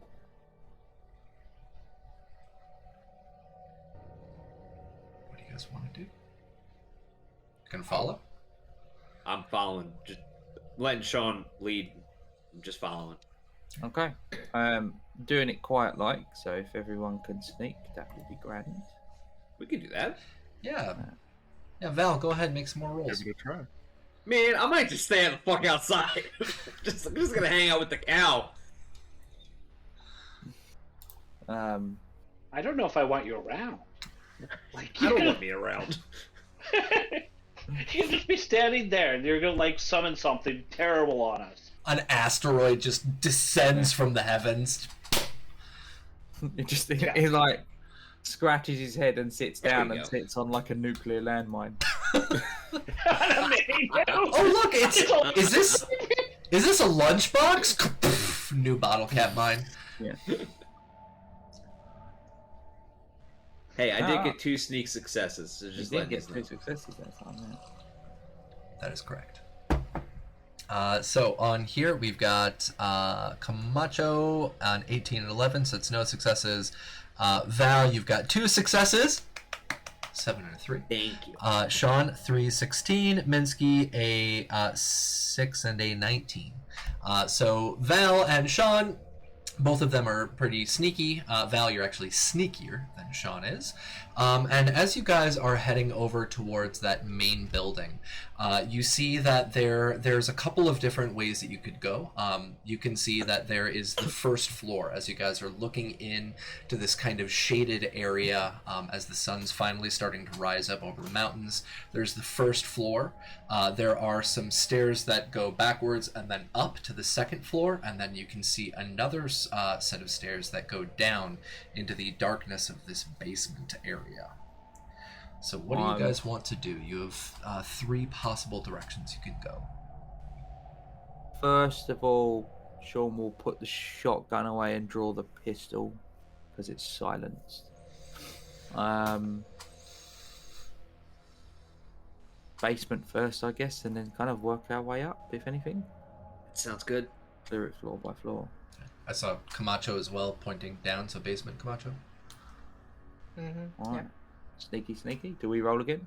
We're moving. No, you're good. So you guys head on over to the stairwells, and then you see 2 going down, straight down into this blackened basement area. Do any of you have a source of light? Oh, I think we asked about this before. that's a really good question. No. No, I don't. We're in a grim, dark horror setting, and nobody's got a flashlight. That's fine. Well, we Might be we haven't worth found clearing. one. Yeah, it might be worth. Yeah, it might be worth clearing the other floors first, then see if we can find something before we go down. That would probably be a genius idea. So we'll Can be a clear torch. the ground floor first. Okay. Scavenge whatever we can find, particularly keeping an eye out for a light source. All right. Can go So ahead and make a you, torch. yeah, you could make a torch. You could try and put one together, fashion one together. Rappa has a great point. We could just use a Molotov.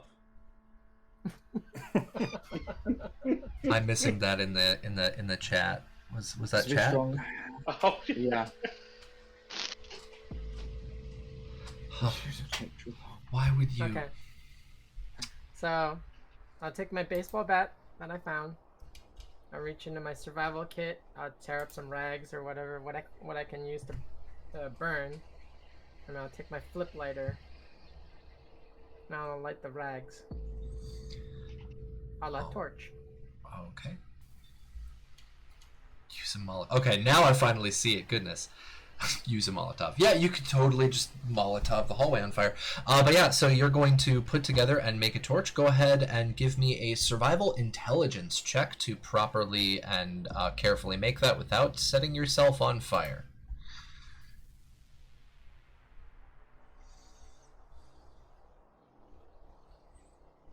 DV1.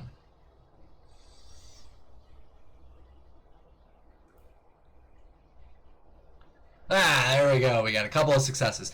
So as you guys are standing there talking about going through the first floor because nobody has a light source, Camacho just kind of makes a light source, and she lights it on fire, and you guys can see this illumination coming from this torch of torn up rags on a stick, pretty much, kind of illuminating the area. So if you want, you could still go after the first floor. You could go down to the basement, or you could ascend to the second floor. If we have a light source, we should probably try to get down in the basement. All right. So you guys start heading down to the basement. Jianyu, go ahead and roll me a perception survival check. Right. We have 5 AP. This is to spot like threats or whatever. This is just to keep an eye on your surroundings, because you're the only person remaining outdoors. Yep, I'm burning an AP for this. Okay. We're at 5. 0 successes. 19, 19, 13. Did not make a difference. You sneeze. Your eyes are watery from the. It's all the pollen from picking things. That's what I was about to say. From the pollen from these unmaintained grass. So I'm having a sneezing attack out there. Yes. And Dynamo just kind of looks over at you with one of their heads kind of going cockeyed, like, and just goes back to eating as you just achoo, achoo, achoo, keep sneezing your face off. So you guys are heading downstairs, and we're putting Janu now into a further distance band. So you guys are heading downstairs into this basement area. Camacho's in the middle, holding up this torch light source, and you can see that it's kind of lighting up this area. And there's 2 different directions you can go. There's a sign up on the wall of this downstairs passage that has some very, very rough writing on it. If somebody wants to give me a perception. Survival check. You can try and read what was written on there. Can we all do it? You can all do it. It's going to be a DV1. I won't be giving any AP for this, though, if you're all just going to jump at it.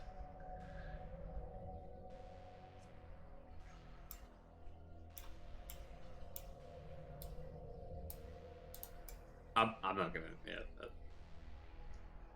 I don't need the sign to fall off and hit me in the head or something.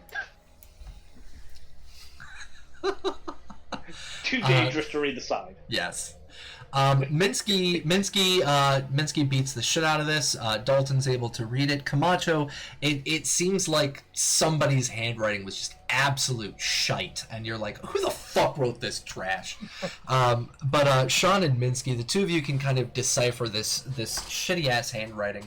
It looks like the signs that were up on there, both of them look like they were previously printed on pretty properly. One points over to the right, one points over to the left, but on both of them, the signs have been repainted. Somebody used hand paint and painted over the top. The one that points right says maintenance, and the other one on the other side says mess hall in Mandarin. So maintenance to your right and the mess hall to your left.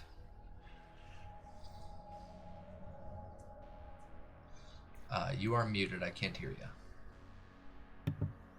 Of course I am, sorry. I gesture towards maintenance and head in that direction. Okay, do all of you follow? Yep. Just silently, like. Mm-hmm. Yep. Okay. So as you turn to your right and start heading in that direction, Val, you hear what sounds as you guys are kind of turning that corner. You hear what sounds to be like the crackling of TV static coming from the left back towards the mess hall area. It sounds like a channel, like channel 2 on a TV set.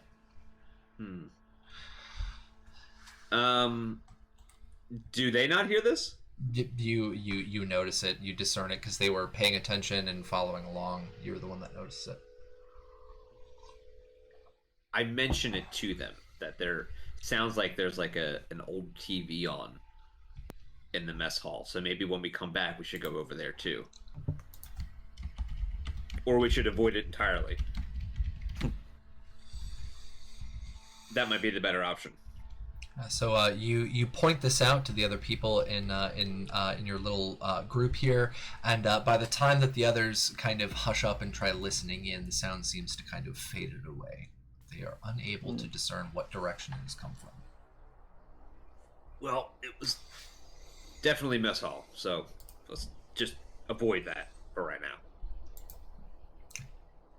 All right. Are you losing your bloody marbles? No, I have not shot any of my friends today.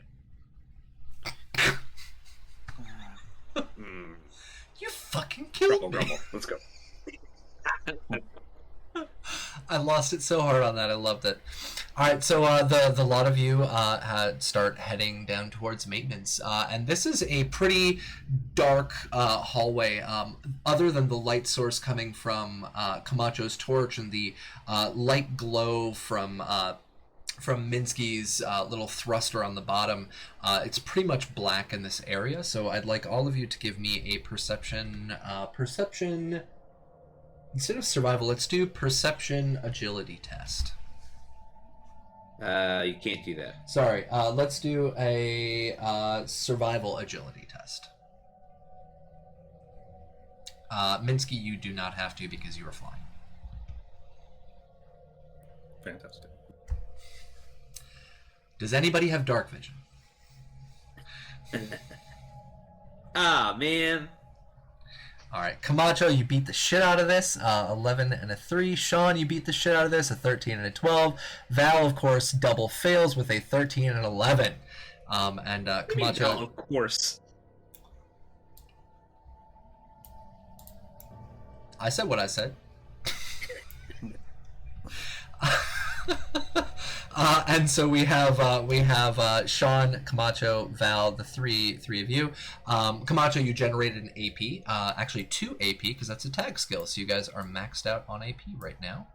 And Sean also generated 1 as well. So you guys have 6. So what is happening is, as you guys are heading down this corridor, it is incredibly dark, incredibly difficult to make your way down. You can see that there are some old boarded up doors. There seems to be trash on the ground. Camacho almost trips over a piece but notices it in time and kind of steps over it. Same thing for Sean, they step over it. But Val, you don't really seem to notice this piece of garbage on the ground. And it seems to not just be a piece of trash. It is a small trap as it goes off onto your foot. Can I spend the AP that was just because I got the 2 successes? Can I not have an AP from that and grab him instead, or at least make a roll to try and grab him to stop him on the trap? That would be a no, because this is also part of his crit fail perception check. He generated obstacles inside of the building and was the one that tripped it. Okay, that's fair enough. So, let's see. What is our damage from this trap? It is not a bear trap, though. Don't worry. It is not that bad. It is only going to be... It's only going to be 4 combat dice. It's kind of just this metal trap that just closes and holds on your leg. So that's... Only 4. Holy shit. That is 3 effects and 1 damage. So you just take 4 damage. All right. As this, I have to roll to see if my leg wound reopens. That would be 5? Yeah. But he has an unhealed injury. Right. Okay. Correct. So yes, let's check on that. So I think that's 1 combat dice, and if you get an effect, I got 3 effects. So yeah, go ahead, roll. Yeah, roll 1 combat dice. If you get an effect, then your leg is re-injured. Okay. This game's stupid.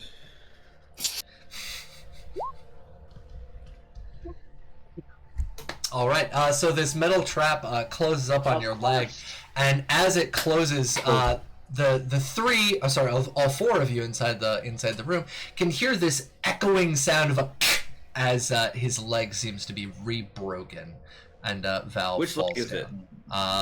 Which? Roll. Even is going to be your left. Sorry, even will be right. Odd is left. Okay. Roll 1d2. Odd is going to be your left leg. Well, good for me. I have DR2 on my left leg.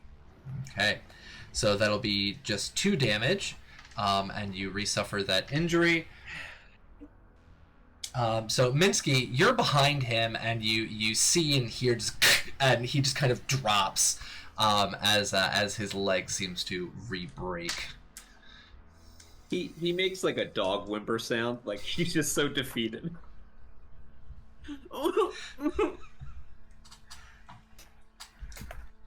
Why?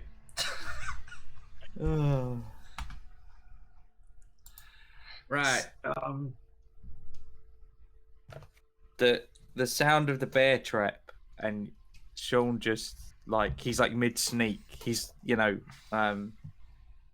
crouched like the Sam Fisher along the corridor, and he just hears the and Sean's eyes just.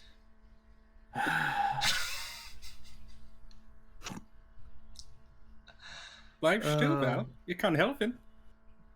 Are we going to have to start calling you Calamity Val? What? That's actually kind of cool. All right. Minsky, could you do the thing where I don't have to limp through the basement? Yeah, it can help it. No. Sean will lead Minsky to it and set up some sort of Overwatch while he does that.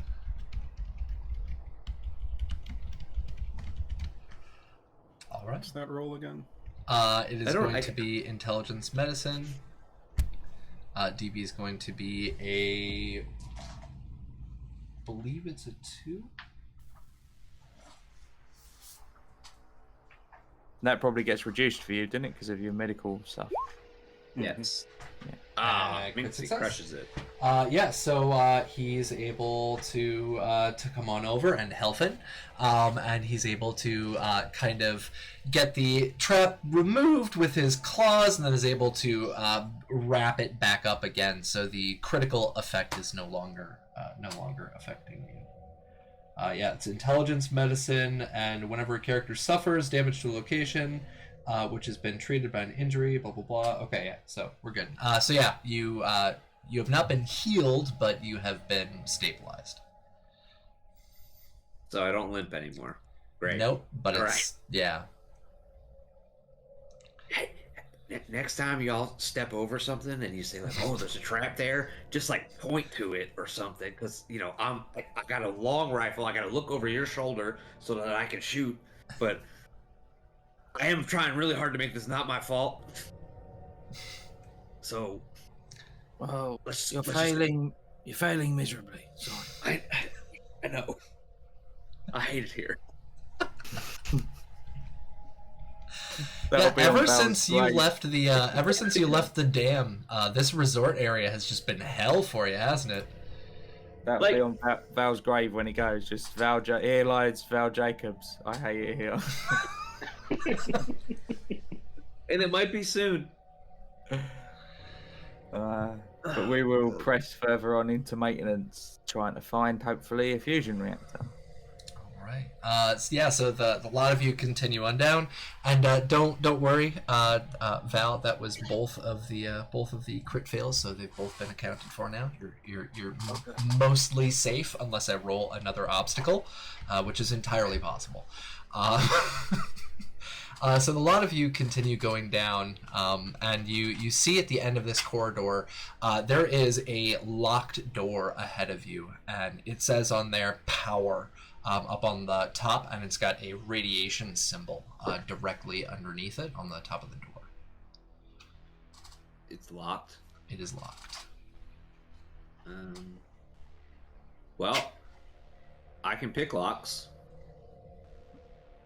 It's a tag skill. This door's gonna fall on you. I got it. If I triple crit fail it, it's gonna ruin the lock, and we're never gonna be able to get inside of it. I do have 2 points left, though. The fusion reactor would just explode if that were to happen. If it was a triple crit. If it was triple crit. I will say that right now, folks. You're on stream. If we get a triple crit fail, Val will detonate the nuclear reactor like Calamity detonated the nuclear reactor, and it's just going to be another Las Vegas all over again. Well, he's just gonna be staying out there, Dynamo's eating, and then just this mushroom cloud comes bursting out of the building. You're like, fuck. Hang on. Touch the nuke. I really don't like the way he's rolling. Did you say locked door?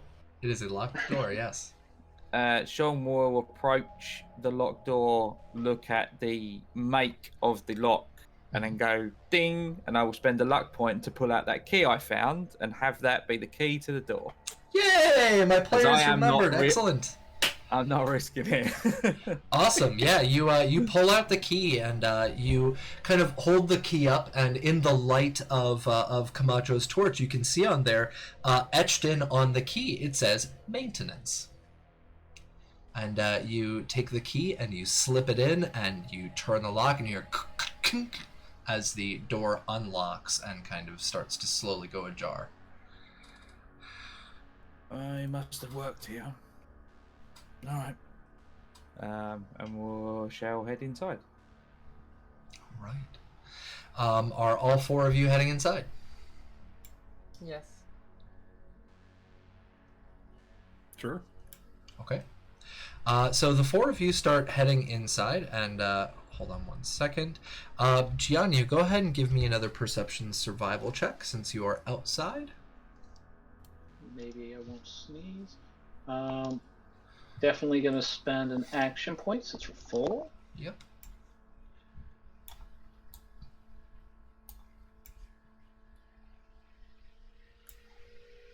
All right, double success.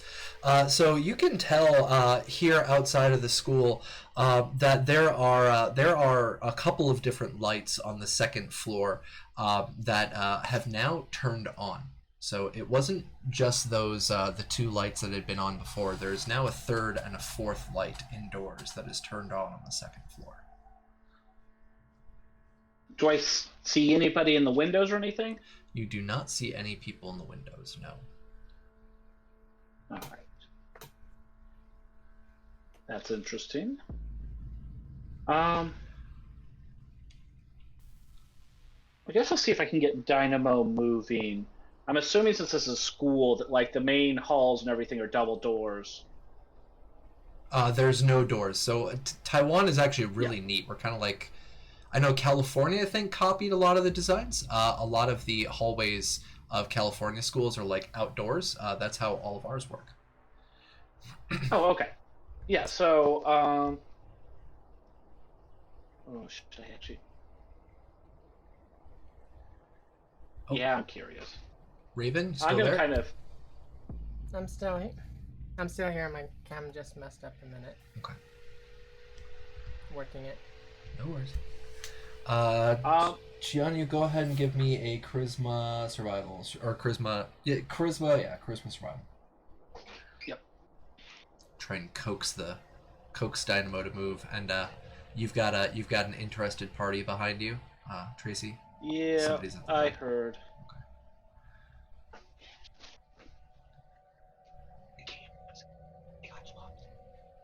Okay. Oh, our videos are swapped. Yeah, because Raven's camera is off. Yep. That's where you came down.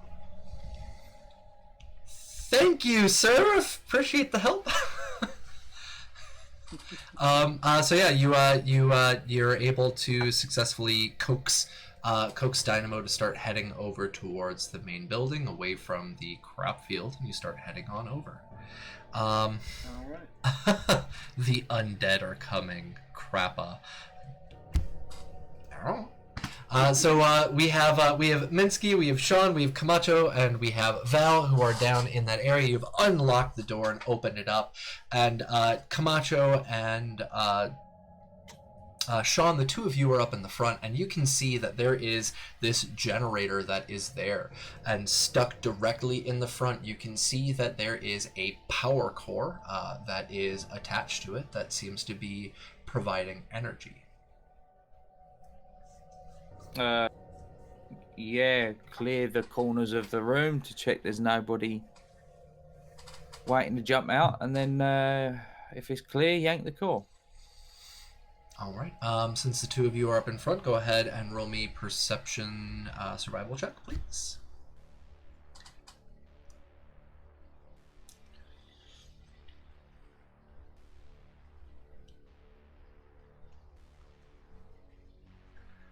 All right, Sean, double success and a crit fail. Spend a luck point on that quick fail. I don't have many, so. All right, go ahead and re-roll it. And Camacho, double success. We get a 6 and a 5. Awesome. I just gotta wait this. Maintain the crit fail. Yay! Yay! So you start looking around inside of this room, and you don't find anybody inside the room. You do see what looks to be Camacho, and actually no, both of you got 2 successes. You do see what looks to be a camera that is in the upper corner above where that door is at. So there's a camera with a little red flashing light.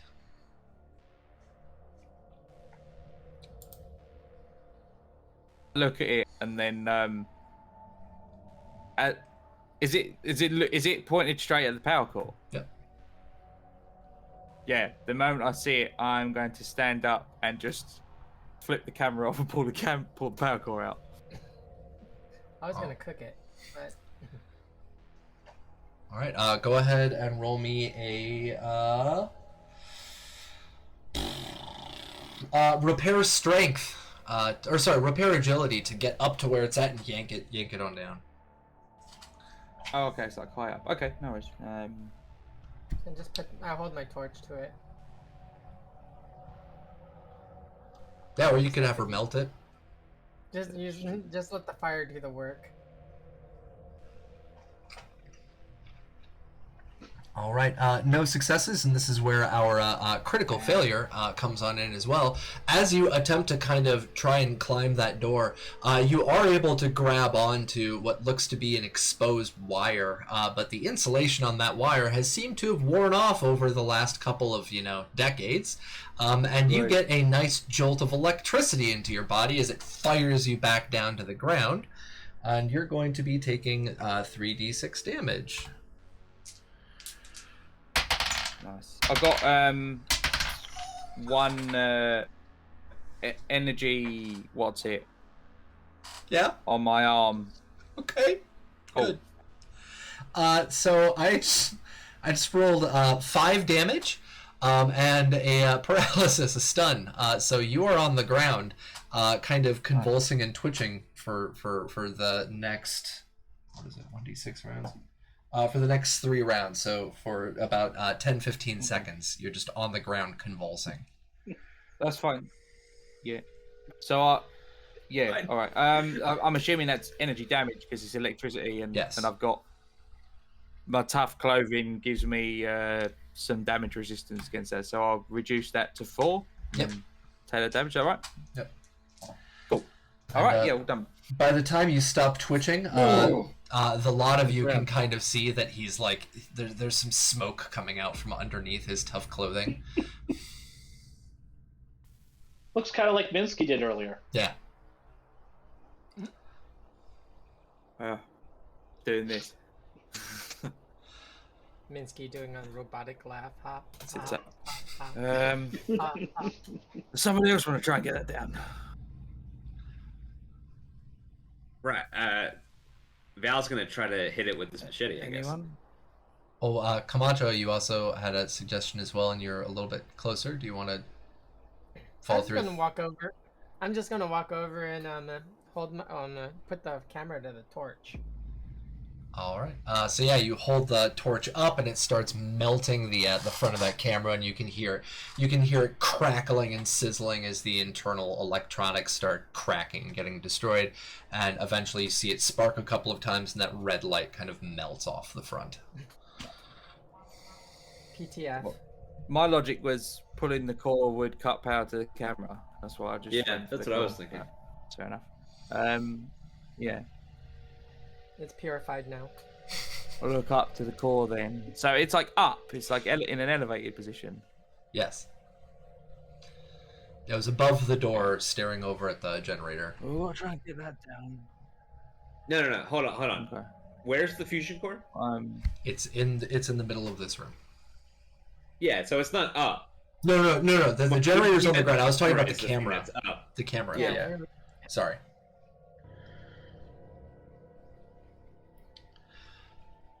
So, what are you guys going to do now? Yeah. Okay. We might have some company. Well, I'm confused at what I was trying to jump up at. The camera, Now, trying to grab the I'm a camera. little bit It was confused. above the door that you guys just walked through. I wasn't trying to grab the camera. You're trying to grab the power cord for the camera? No, the power core. He was looking for The power fusion core. Misunderstood. Oh, so you were just gonna yank the fusion core? Yeah. Yeah. Yeah. That's what you do in the games. You just walk up to the thing and you pull the core out. Click it. Yeah, and you just pull it out. All right. Yeah. I'm gonna Hands down. say you. Then Would I know guess that we'll, that's not the case in this then? Yeah, I will retract the statement of you trying to grab down that power cord. But as you try and unscrew the power core, you get some electricity in you. You get zapped. Okay. So we'll maintain that damage. Yeah. All right. Because that was part of the crit fail. So yeah, you get zapped as you try to remove that power core. You're on the ground smoking a little bit. Camacho walks over, melts the camera. So you guys still have that. You still have that power generator there. You have the fusion core that's in the front. If anybody wants to roll me a intelligence science, or all of you can. It's up to you. Oh, I'll do that.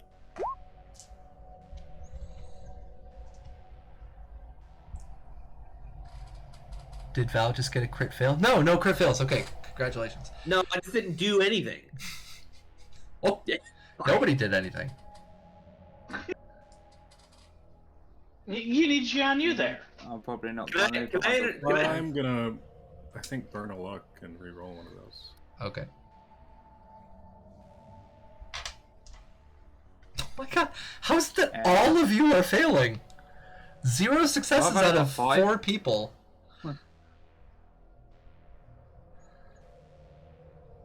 Alright, Minsky has 1 success. There we go, from re-rolling.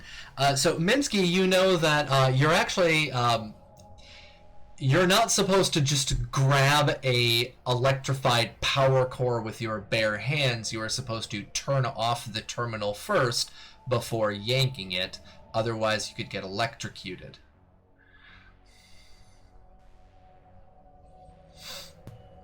Oh. Let's do Yeah. that.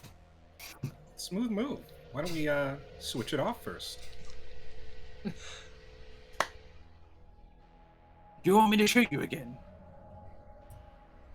Do you want to feel the wrath with my buzzsaw? Not a serious question, don't worry. Guys. Shit. I like you. You grew a backbone. I mean, if you Oh, shoot a actually, don't fusion have any core, it skeleton explodes like a mini nuke. Oh god. Don't shoot the fusion core. God. All of you would be dead. I will. I will wait pull for my Minsky gun to out. deactivate the console before I try again. Alright, so who wants to go deactivate the fusion generator? What type of check would that be? That would be a science intelligence check. Yeah. Minsky can handle that. Sure. Alright. So Minsky, you remember it needs to get shut off, and you're like, okay, you can go do that. Oh lord. Gonna go ahead and burn another luck.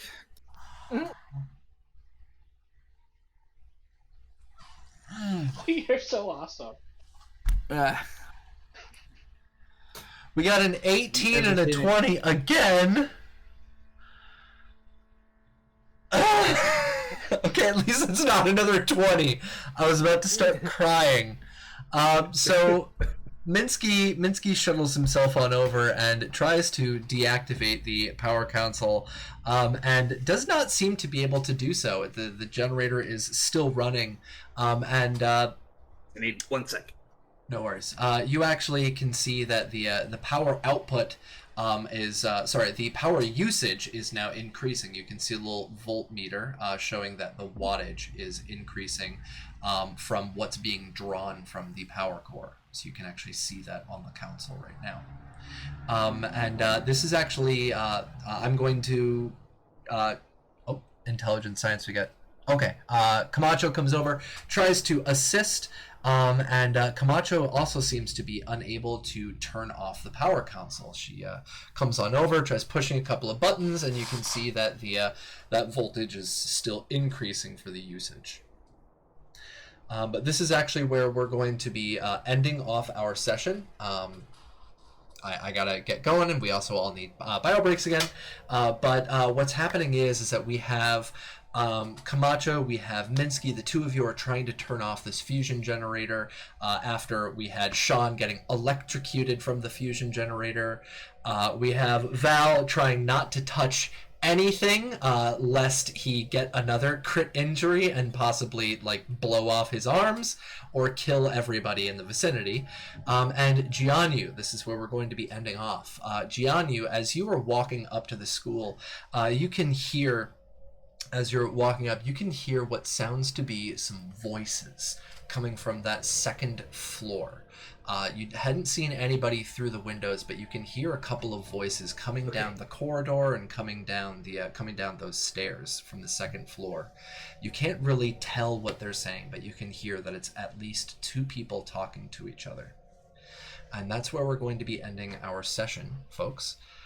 So I'm going to have everybody here do our sign-outs. We're going to go, as always, in reverse order. So, Tracy, go ahead and start us off.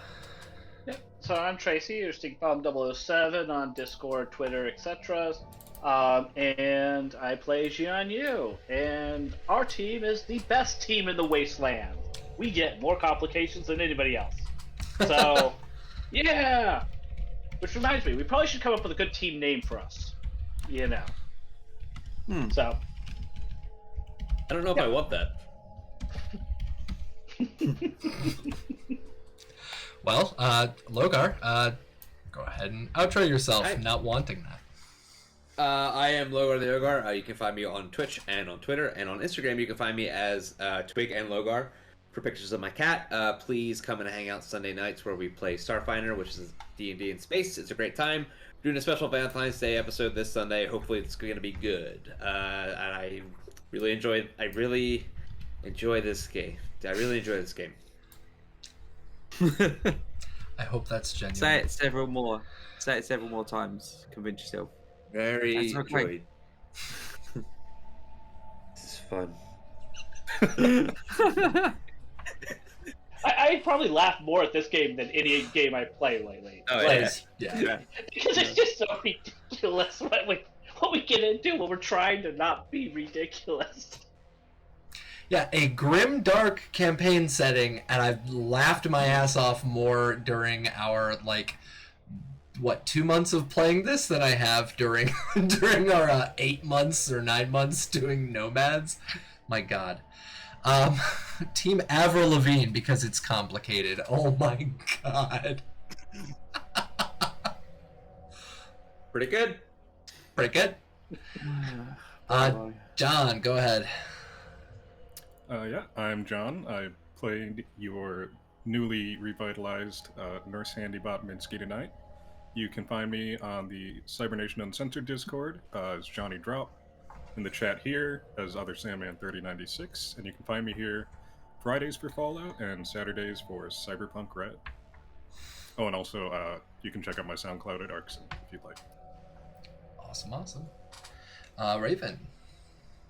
Hey everyone, I'm Raven. I've had the pleasure of playing Camacho, the merc survivor / wannabe cartel boss. You can find me all over the internet at Doña Trece Cuervo. Thank you.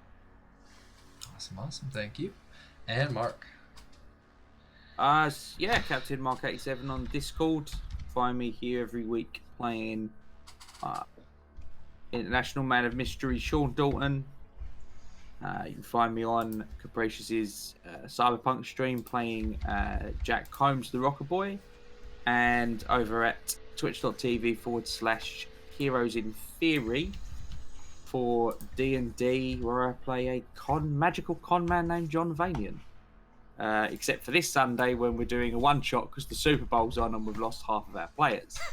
I will be playing a serial killer this Sunday instead, so come check that out. All right, thank you. And I've been your overseer today, GM Capricious Nature. Let me switch on over to our PC names. So we have had our wonderful Fallout Asia campaign here in Taiwan. If you want to check out the supplements that we are using, they're over on cybernationuncensored.com. The Fallout Asia supplement just got released with update number 3, and update number 4 coming soon will have a homebrew for one of our players' backup characters. It will be a homebrew on how to make your own Protectron as a playable class. So we'll be including that, as well as a couple of other additional wonderful little things for equipment, as well as the Chiye Baye, or the Heibai Wuchang that were dealt with a little bit earlier, as well as some of these checks that we've been doing. So those will be included in our newest update for number 4. You can find the generators that we've used for our obstacles and traps over on Perchance. I have a Reddit thread that you can check it out with. We have a Discord link there. I'm not sure if April is still here for Stiletto Assassin. She still is. Modifius just put out a big Discord, so you can check out their Discord over there. And our music has been provided by Baysave Records and 1,000 Reasons. And big shout out right now to Carter Pants. Thank you very much for the 100 bits. Happy Friday to all of you. Happy Saturday morning to my fellow people here in Asia and Europe. And over to Mark, who is like 3 a.m. after working a 12-hour shift. We will see all of you tomorrow for our Cyberpunk Goes Nomad campaign, and we will see all of you next week for our next session of Fallout Asia. Have a wonderful week, everybody. Bye-bye. Take care. Bye. Cybernation Uncensored.